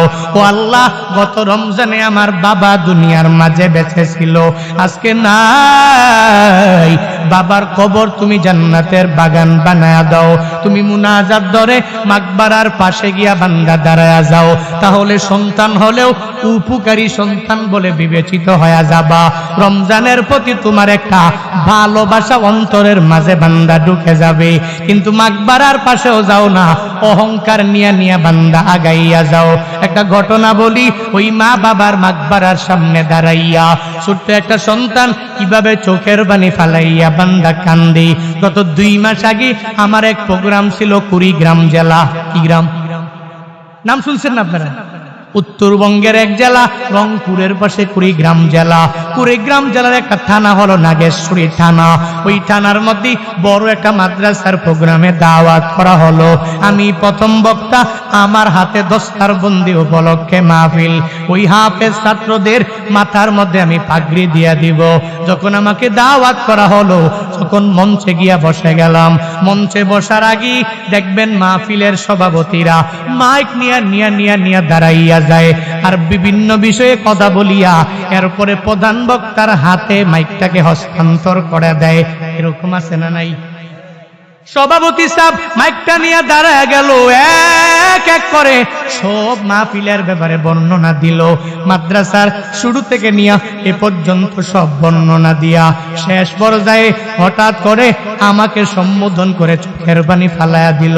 আমি বুঝলাম না এতক্ষণ পর্যন্ত তাগরা এই মানুষটা চোখের পানি ফালায় নাই, হঠাৎ করে চোখের পানি ফালাইয়া আমারে বলতে লাগলো, ও হুজুর, আমার সন্তানটার একটু পরে আপনার হাতে পাগড়ি দিয়া দিবেন। আপনি যার মাথায় পাগড়ি দিবেন, আমার ওই সন্তানের মা দুনিয়ার মধ্যে বেঁচে নাই, তার মাটা নাই। এজন্য আপনি পাগড়ি দিয়া দিয়া একটু মন থেকে দোয়া করবেন, তার জন্য দোয়া করে বয়ানের শেষে একটু মুনাজাত দিয়া যাবেন, তার মায়ের মাকবারার সামনে একটু দাঁড়ায়া যাবেন। ওই আল্লাহর বান্দাটা এই কথা বলিয়া চোখের পানি মুছিয়া মুছিয়া মা একটাকে স্টেজের মধ্যে রাখলো। আমি যখন এক এক করে পাগড়ি দিতে আরম্ভ করলাম, সবার মুখের মধ্যে হাসি, আর যেই বাচ্চাটার মা নাই তার মুখের মধ্যে কোনো হাসি আমি খুঁজে পাই নাই। আমি তার মাথার মধ্যে যখন পাগড়ি পরাইয়া দিলাম, দেখি চোখের ডগার মধ্যে পানি। আমি তার একটু কানের কাছে নিয়ে একটু বলতে লাগলাম, সবাই এখন খুশি হয়ে গেল, আজকে তুমি হাফেজে কামেল হয়ে গেল। এই কোরআনটা 30 বার তোমার সিনার মধ্যে ঢুকিয়া গেল। আমার বাড়ি কই? তোমার বাড়ি কই? বাংলার জমিনে ঘুরে ঘুরে বয়ান করি আমি জুনায়েদ আল হাবিবের হাতে, তোমারে আমি এত জনসম্মুখে পাগড়ি দিয়া দিলাম, কান্না করার কোনো মানে হয় না, কেন তুমি চোখের পানি ফালায়া কান্না করো? ওই ছোট্ট বাচ্চাটা আমায় বলে, হুজুর, আমার মায়ের নাকি বড় স্বপ্ন ছিল আমারে হাফেজ বানাবে, আমারে আলেম বানাবে, কিন্তু আমার মাটা দুনিয়ার মাঝে নাই। আমি এই পাগড়ি মাথায় নিয়া যদি আমার মায়ের কাছে যেতাম, ওই মায়ের সামনে যাইয়া যদি আমি মাকে বলতাম, মা তোমার নিয়ত আমি পূরণ করে ফেললাম, ওই মাদ্রাসায় পড়িয়া পড়িয়া হাফেজে কামেল হয়ে গেলাম, আমার মা আমারে টান দিয়া বুকের মধ্যে কি মা করে করে নিয়ে যেত। আজকে আমার মা নাই, আমার মনে হয় এই জগতে আমার আর কেউ নাই হুজুর। আমার এই বাবাটা অন্য কোথাও কোনো মহিলারে বিয়াও করে না, আমার বাবা নিয়ত করেছে মৃত্যু পর্যন্ত আর কোনো বিয়াও করবে না। আমার দিকে তাকাইয়া আমার বাবার জীবন কি পরিমাণ আতঙ্কের মধ্যে পড়ে গেল। এই বাবাটা বিয়া করলে পারে, কিন্তু করে না। আমার দিকে তাকাইয়া হাফেজ বানাবে, আলেম বানাবে। কেন হুজুর জানেননি?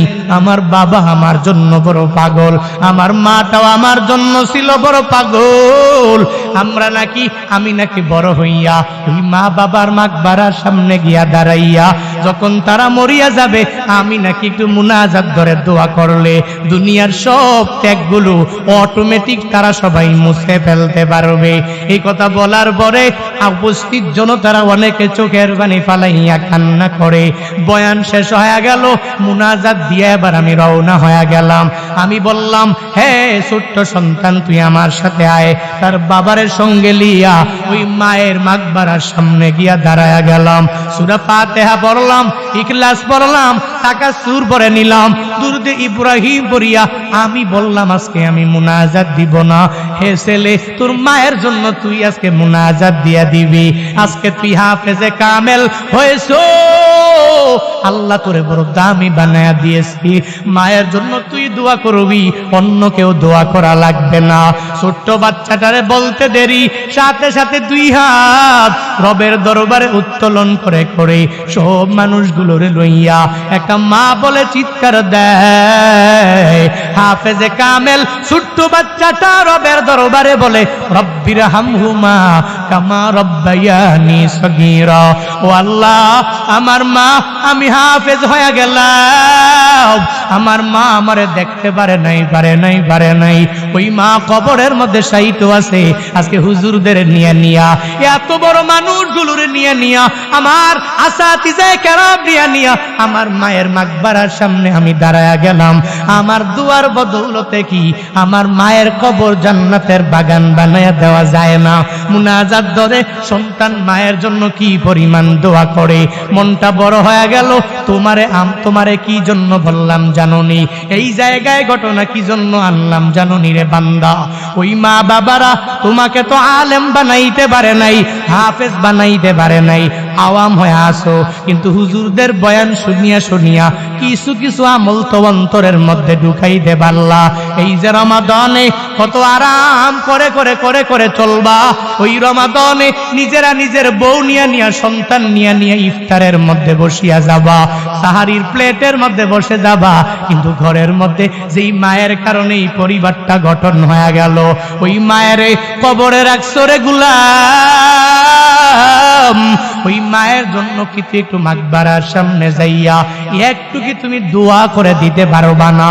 ওই বাবার জন্য মাকবারার সামনে গিয়া দাঁড়াইয়া একটু কি দোয়া করে দিতে পারবা না? ওই রমাদান আসার আগে আগে মাকবারার দিকে তুমি দৌড়ায় যাও, আর ওখান থেকে তুমি শিক্ষা অর্জন করে নাও। আর মায়ের জন্য, বাবার জন্য চোখের পানি ফালাইয়া একটু দোয়া করে দাও। শিক্ষা কি নিয়ে নিবা? বলে মা যেরকম চলে গেল, বাবা যেরকম চলে গেল, আমারও একদিন এই পথের যাত্রী হয়ে যাওয়া লাগবে। আমার বাবার পথে যেই পথিক, ওই পথের পথিক আমার একদিন হয়ে যাওয়া লাগবে।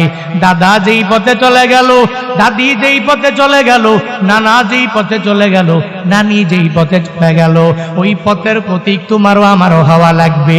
কোনো বক্তা মানবে না, কোনো শ্রোতা মানবে না, কাউকে বান্দা ছাড় দেওয়া হবে না। এজন্য তো বারবার বান্দা বলি, ওই পরিমাণ তাকওয়া অন্তরের মধ্যে বান্দা তুমি ঢুকাইয়া নাও। একটু হিম্মতটা ভিতরের মধ্যে বান্দা তুমি ঢুকাও। তুমি পারবে, আমি পারি না, পারবো না, এই কথা তুমি কেন বলবা? চেষ্টা করে নাও। রমাদানে রোজা রাখা তোমার জন্য এমনিতেই সম্ভব হয়ে যাবে। আমি পারলে তুমি কেন পারবা না? জুনায়েদ আল হাবিব যদি 8 বছর থেকে 30টা রোজা যদি আমি রাখতে পারি, আজও পর্যন্ত একটা রোজাও আমি মিস দেই নাই। ছোটবেলায় দেখতাম মামারা নানারা সবাই মিলিয়া বলতো, তুই অনেক ছোট, রোজা রাখা লাগবে না, বাদ দাও, রোজাগুলো ভাঙ্গিয়া ফেলো। এরপরেও রোজার প্রতি কি একটা মজা লাগিয়া গেল। ওই সময় বললেই ঘরের মধ্যে 3 নাম্বার ছেলে আমি, মানে লাস্ট নাম্বার সন্তানই আমি। সবাই আমার থেকে বড়, তারা সবাই যদি রোজা রাখে, আমি যদি রোজা না রাখি মনটা বড় খারাপ হয়ে যাবে। তারা ইফতার করবে, আমি করতে পারবো না। তারা সাহারির সময় জেগে খানা খাবে না কেন? দিনের বেলা তারা সবাই খাবে না, আমি কেন খানার পেটে বসে যাব? ওই সময় থেকে এই চিন্তা নিয়া আজও পর্যন্ত রে বান্দা একটা রমজানের রোজাও বান্দা বাদ দেই নাই।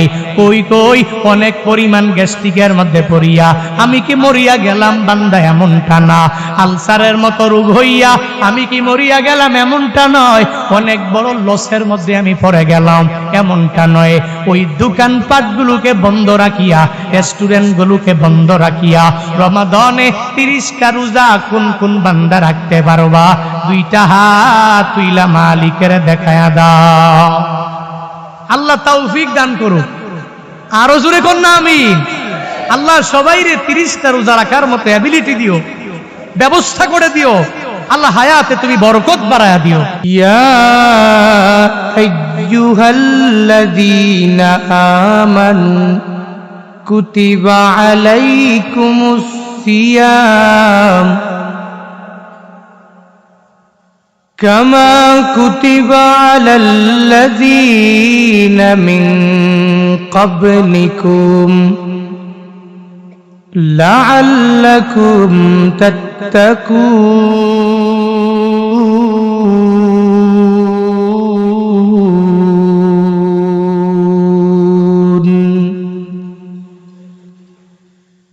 وقال النبي صلى الله عليه وآله وسلم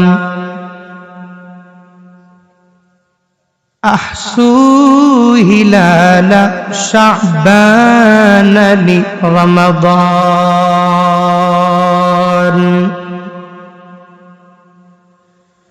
أو كما قال النبي عليه الصلاة والسلام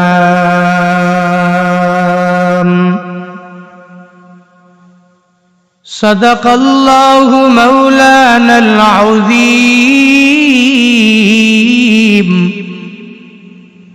وصدق رسوله النبي الكريم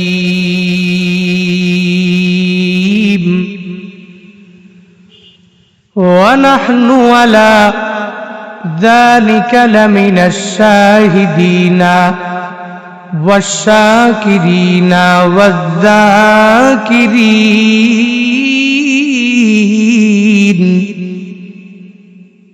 والحمد لله رب العالمين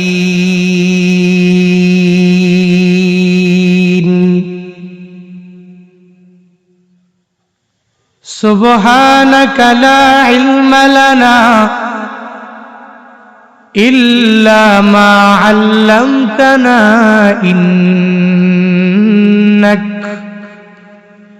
إنك أنت العليم الحكيم رب اشرح لي صدري ويسر لي أمري واحلل عقدة من لساني يفقه قولي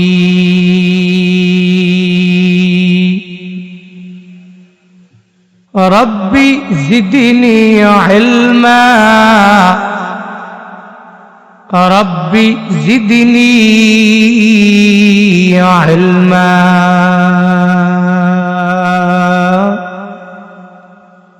ربي زدني علما ربي يسر ولا تعسر وتمم علينا بالخير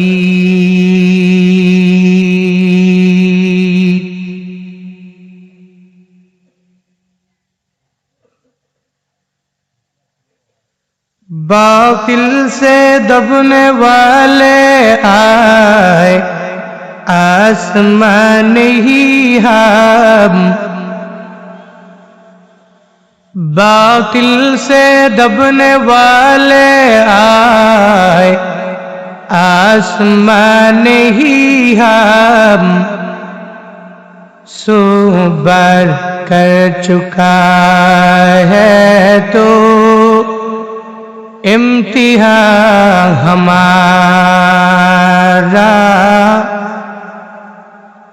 सो बार कर चुका है तो इम्तिहान हमारा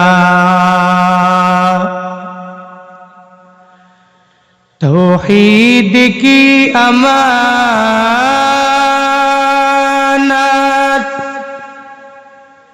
सीनों में है हमारे, आशा नहीं मिटाना नामो निशा हमारा, आशा नहीं मिटाना नामो निशा हमारा। मोहम्मद ने आकर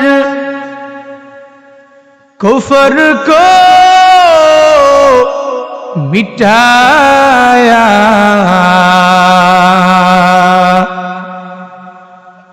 कुफर को मिटाकर सदाकत बताया,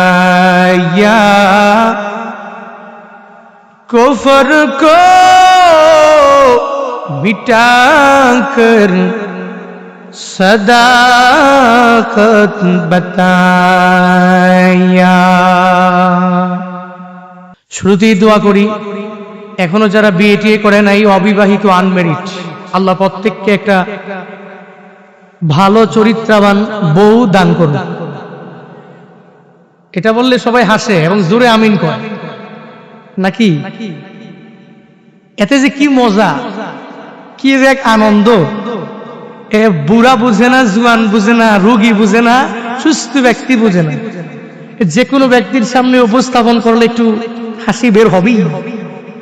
এখানে পীর বলেন আর মুরিদ বলেন, বক্তা বলেন আর শ্রোতা বলেন। আমি দোয়া কেন করলাম জানেন?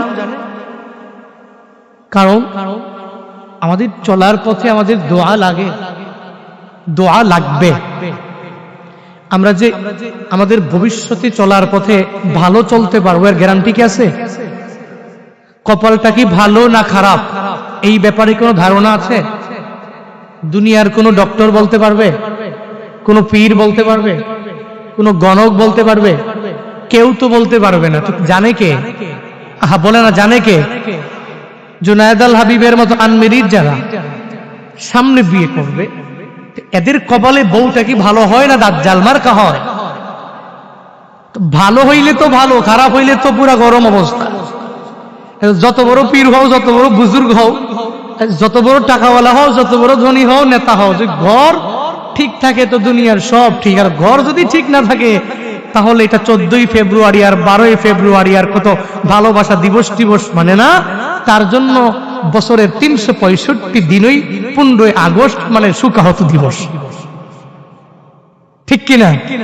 যদিও আমার এই লাইনে অভিজ্ঞতা নাই, এরপরে আপনাদের তো ভালো অভিজ্ঞতা আছে, এই বিষয়ে আপনারা ভালো জানেন।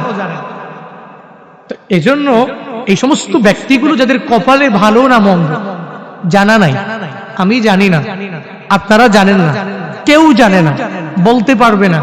এখন যদি কপালে খারাপই হয় এটাকে পরিবর্তন করব কিভাবে? বলে লা ইয়ারুদ্দুত তাকদীর ইল্লা দুআ। নবী শিক্ষা দিয়েছেন দোয়া ছাড়া তোমার তকদিরটা পরিবর্তন হবে না। তুমি বেশি বেশি দোয়া করো, দোয়ার মাধ্যমেই পরিবর্তন হবে। এজন্যই আমাদের চলার পথে লাগে দোয়া। কি লাগে? কারণ দোয়ার মাধ্যমেই ভাগ্যটাকে পরিবর্তন করা যাবে। যদি খারাপ হয় এই খারাপ ভাগ্যটাকে পরিবর্তন করে দিয়ে এই ভাগ্যকে আমাদের পক্ষে সুপ্রসন্ন করবেন একজন, তিনি কে? জোরে বলেন। যেন শুরুতেই আমি বক্তার জন্য, শ্রোতাদের জন্য, আমার নিজের জন্য, সবার জন্য দোয়া। বয়ানে ঢুকার শুরুতেই আল্লাহ সবাইকে দুনিয়াতে কল্যাণকামী করুন এবং আখিরাতে আল্লাহ প্রত্যেককে জান্নাতের অধিপতি বানায় দেখ। সকলে পড়ি আমিন। দুনিয়ার কোন মানুষের প্রশংসা করা যায়, তবে আল্লাহর মতো না। তো দুনিয়ার মানুষের প্রশংসা তো কিছুক্ষণ করলাম, কিছুক্ষণ করি নাই। আমি বক্তার দ্বারা সাধারণ দুনিয়ার লাইনে একটু একটু ছোট থেকে ছোট স্বার্থ হাসিল হলে আমি বক্তার নামে কত কিছু বলে, কত স্লোগান দেয়, কত কিছু। হুজুর আপনারে ছাড়া ভাল লাগে না, আপনারে ছাড়া বাঁচবো না, বয়ান লাগবে, আসতে হবে, এই বয়ান করতেই হবে, 1 ঘন্টা বয়ান করেন, 1.5 ঘন্টা বয়ান করেন, 2 ঘন্টা বয়ান করেন, হুজুর হায় হায় আপনারে ছাড়া আমরা এবছর মাহফিলই করবো না। এই যে সব কিছু আমার প্রশংসা করে, যত কিছু বলার বানায়া সানায়া সব কিছু বলে, কিন্তু মাঝে মাঝে আবার একটু স্বার্থে আঘাত লাগলি ওই ব্যক্তিটাই আমার দোষগুলো সব খুঁজে খুঁজে ভাইরাল করে। এতদিন যে প্রশংসা করলো, হঠাৎ করে একটা বিষয়ে উলট পালট হওয়ার পরে সে আমাকে আর ভালোবাসে না, এখন সে মানে ঘৃণা করে। এটা দুনিয়ার লাইনে সম্ভব, কিন্তু আল্লাহর পক্ষ থেকে বান্দার কাছে যা কিছুই আসে, এই বান্দার যদিও ভালো যদিও খারাপ, আল্লাহর পক্ষ থেকে মনে রাখতে হবে সব কিছু তো ভালো। এজন্যই সর্বাবস্থায় ভালো থাকলেও আলহামদুলিল্লাহ, খারাপ হলেও কি পড়বো বলেন না, ভালো থাকলেও কি পড়বো, যদি কপালটা খারাপ হয় তবুও কি, ব্যবসায় মাইর খাইছেন তবুও, ব্যবসা জমজমা তবুও কি, আহা বলে না, কোম্পানিতে জব নিয়েছেন, চাকরিতে মান্থলি স্যালারি কম পাচ্ছেন তবুও, আল্লাহ আবার বেশি করে দিয়েছে তবুও, 1 বছরের জন্য জমি করতে গিয়ে মাইর খাইছেন, জমিনে আলু করে মাইর খাইছেন, ধান করে মাইর খাইছেন, একটু খায় না এরকম মানুষ, লোকসানে পড়ে না, ক্ষতিতে পড়ে না, তখন তো ডিপ্রেশনে পড়ে যায়, তখনই হতাশায় পড়ে যায়, আল্লাহ পর্যন্ত গালিগালাজ করে, আছে না নাই, আমগো আম্মা জানেরা আছে না, দেখবে যে আল্লাহ পর্যন্ত গালিগালাজ করে, নাই আল্লাহ শুধু খালি আমারই দেহে তারে দেখে না, এক পর্যায়ে গিয়ে গিয়ে এমন কথা বলে ঠেড়া বলতে পারে না, বলে কি বলে না।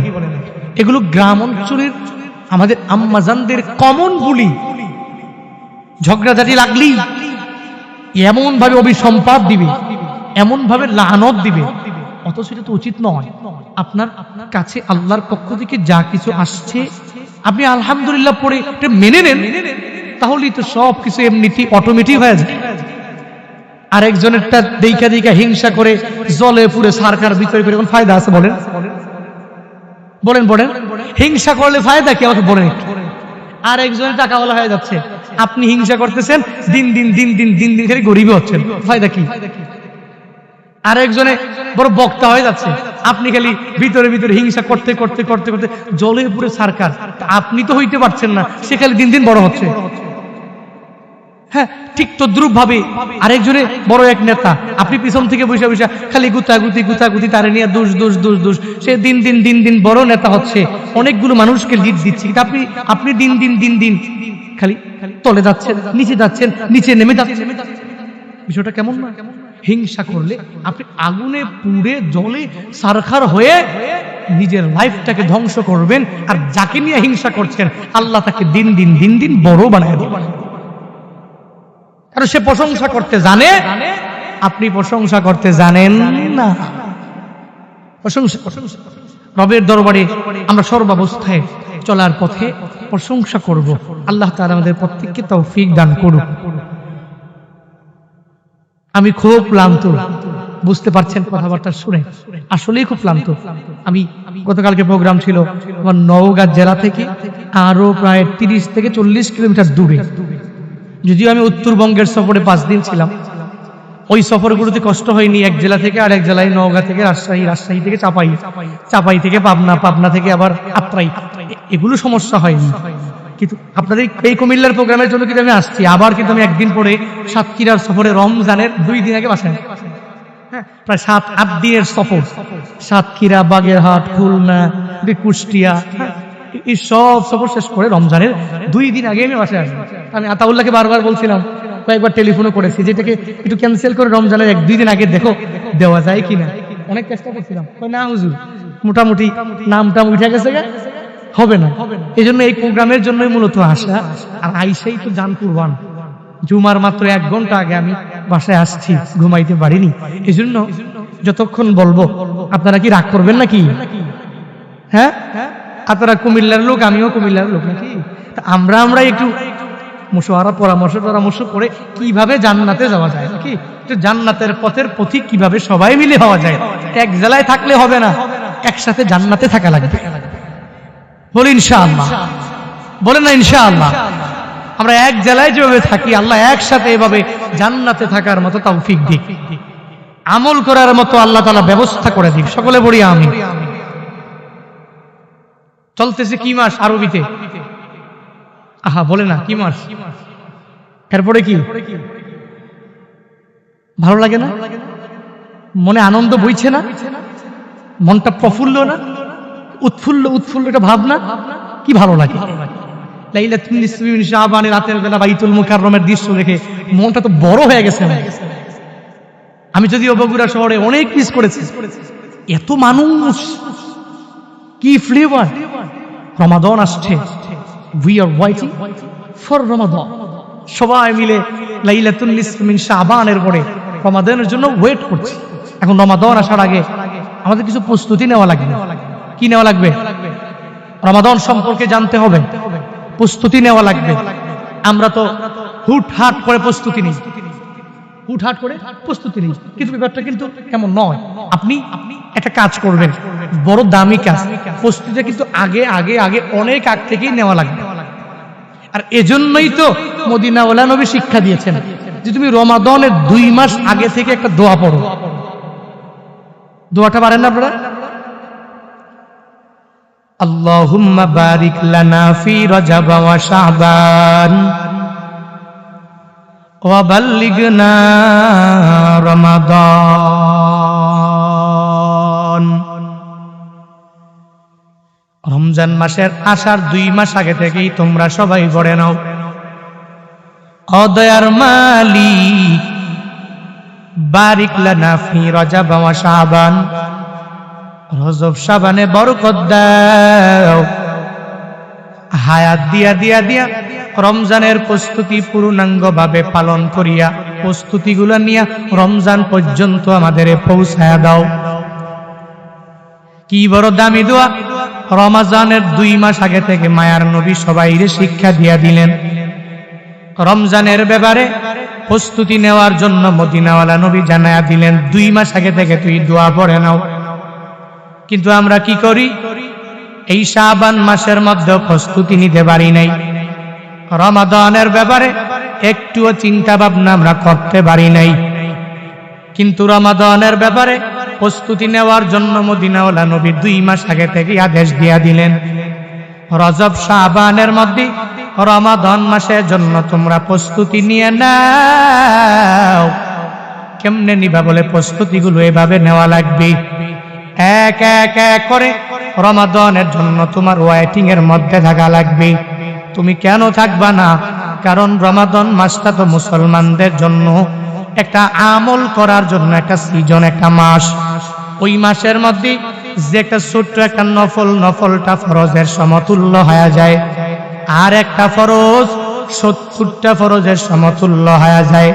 মদিনাওয়ালা নবী বলেন ইখলাসের মান যদি আর উন্নত হয়ে যায় তাহলে 70 গুণটা 700 গুণ পরিমাণ হয়ে যায়। ওই রমাদানে এত ফজিলতপূর্ণ মুসলমানদের জন্য আমল করার সিজন। অল্প সময়ে অনেক বড় প্রতিদান বান্দাগুলো পেয়ে যাবে। অল্প আমলের মাধ্যমে অনেকগুলো আমলের প্রতিদান বান্দা পেয়ে যাবে। এজন্যই তো ওই মাসের জন্য বান্দা তোমার প্রস্তুতি নেওয়া লাগবে। আমরা তো আগামী বছর একটা ব্যবসা করব, বিজনেস করব, আমি একটা বড় দালান করব, বিল্ডিং দিয়ে দিব। আমি লাকসাম বাজারের মধ্যে, নাথের বেটুয়া বাজারের মধ্যে একটা ছোটখাটো দোকান দিয়া দিব। তখন কি করলাম? 1 বছর 5 মাস 6 মাস আগে থেকে প্রস্তুতি নিয়ে নিলাম। আমার দোকানটা কেমন হয়ে যাবে, ওই দোকানটা আমার কোন জায়গায় থাকবে, ওই দোকানে মাল উঠাবো কেমনে, ওই দোকানের মধ্যে কর্মচারী কয়জন হবে, দোকানের পেজটা কোন জায়গায় হবে, কোন দিকে মুখ করে দোকানটারে আমি দিয়া দিব, বাজারের শুরু অংশে দিয়া দিব নাকি মধ্যভাগে দিয়া দিব নাকি শেষ অংশে দোকানটা দিয়া দিব। দুনিয়ার লাইনে একটা বিজনেস করার জন্য আমি আর তুমি 5 মাস 6 মাস 1 বছর আগে থেকে ওই দোকানটা করার জন্য প্রস্তুতি নেওয়া আরম্ভ করে দিলাম। দুনিয়ার লাইনে বিজনেসে সফল হওয়ার জন্য 1 বছর আগে থেকে যদি বান্দা তুমি প্রস্তুতি নাও তো রমাদানের জন্য কেন তুমি 1 মাস 2 মাস আগে প্রস্তুতি নিতে পারো না? ওই রমাদানের জন্য কেন তুমি অপেক্ষায় থেকে থেকে রমাদানে আসার আগে নিজের জীবনটাকে পুত পবিত্র বানাইতে পারলা না? কিন্তু মদিনাওয়ালা নবী 2 মাস আগে থেকেই তোমাকে দোয়া পড়ার জন্য আদেশ দিয়া দিলেন। এর মানে হলো তুমি 2 মাস আগে থেকেই রমাদানের প্রস্তুতি নিয়ে নাও। কিন্তু আমি আর তুমি রমজানের ব্যাপারে কোনো প্রস্তুতি নিতে পারি নাই। আবার অনেক বান্দাগুলো রমাজান আসার আগে আগে বান্দা এই কথাও বলে, আমার হিম্মত নাই, আমার শক্তি নাই, রমজানে আমি রোজাগুলো রাখতে পারবো না। আগে থেকেই পাকা বড় নিয়ত, রমাদানের রোজা আমি 10টা রাখবো, বাকি 20টা রাখবো না। এই পরিমাণ নিয়ত নিয়ে এখনো অনেক যুবকেরা ঘুরে সমাজে আছে না না? এই বান্দা রমাদানের 30টা রোজা রাখবে না, এই চিন্তা নিয়া বান্দা আগায়া যায়।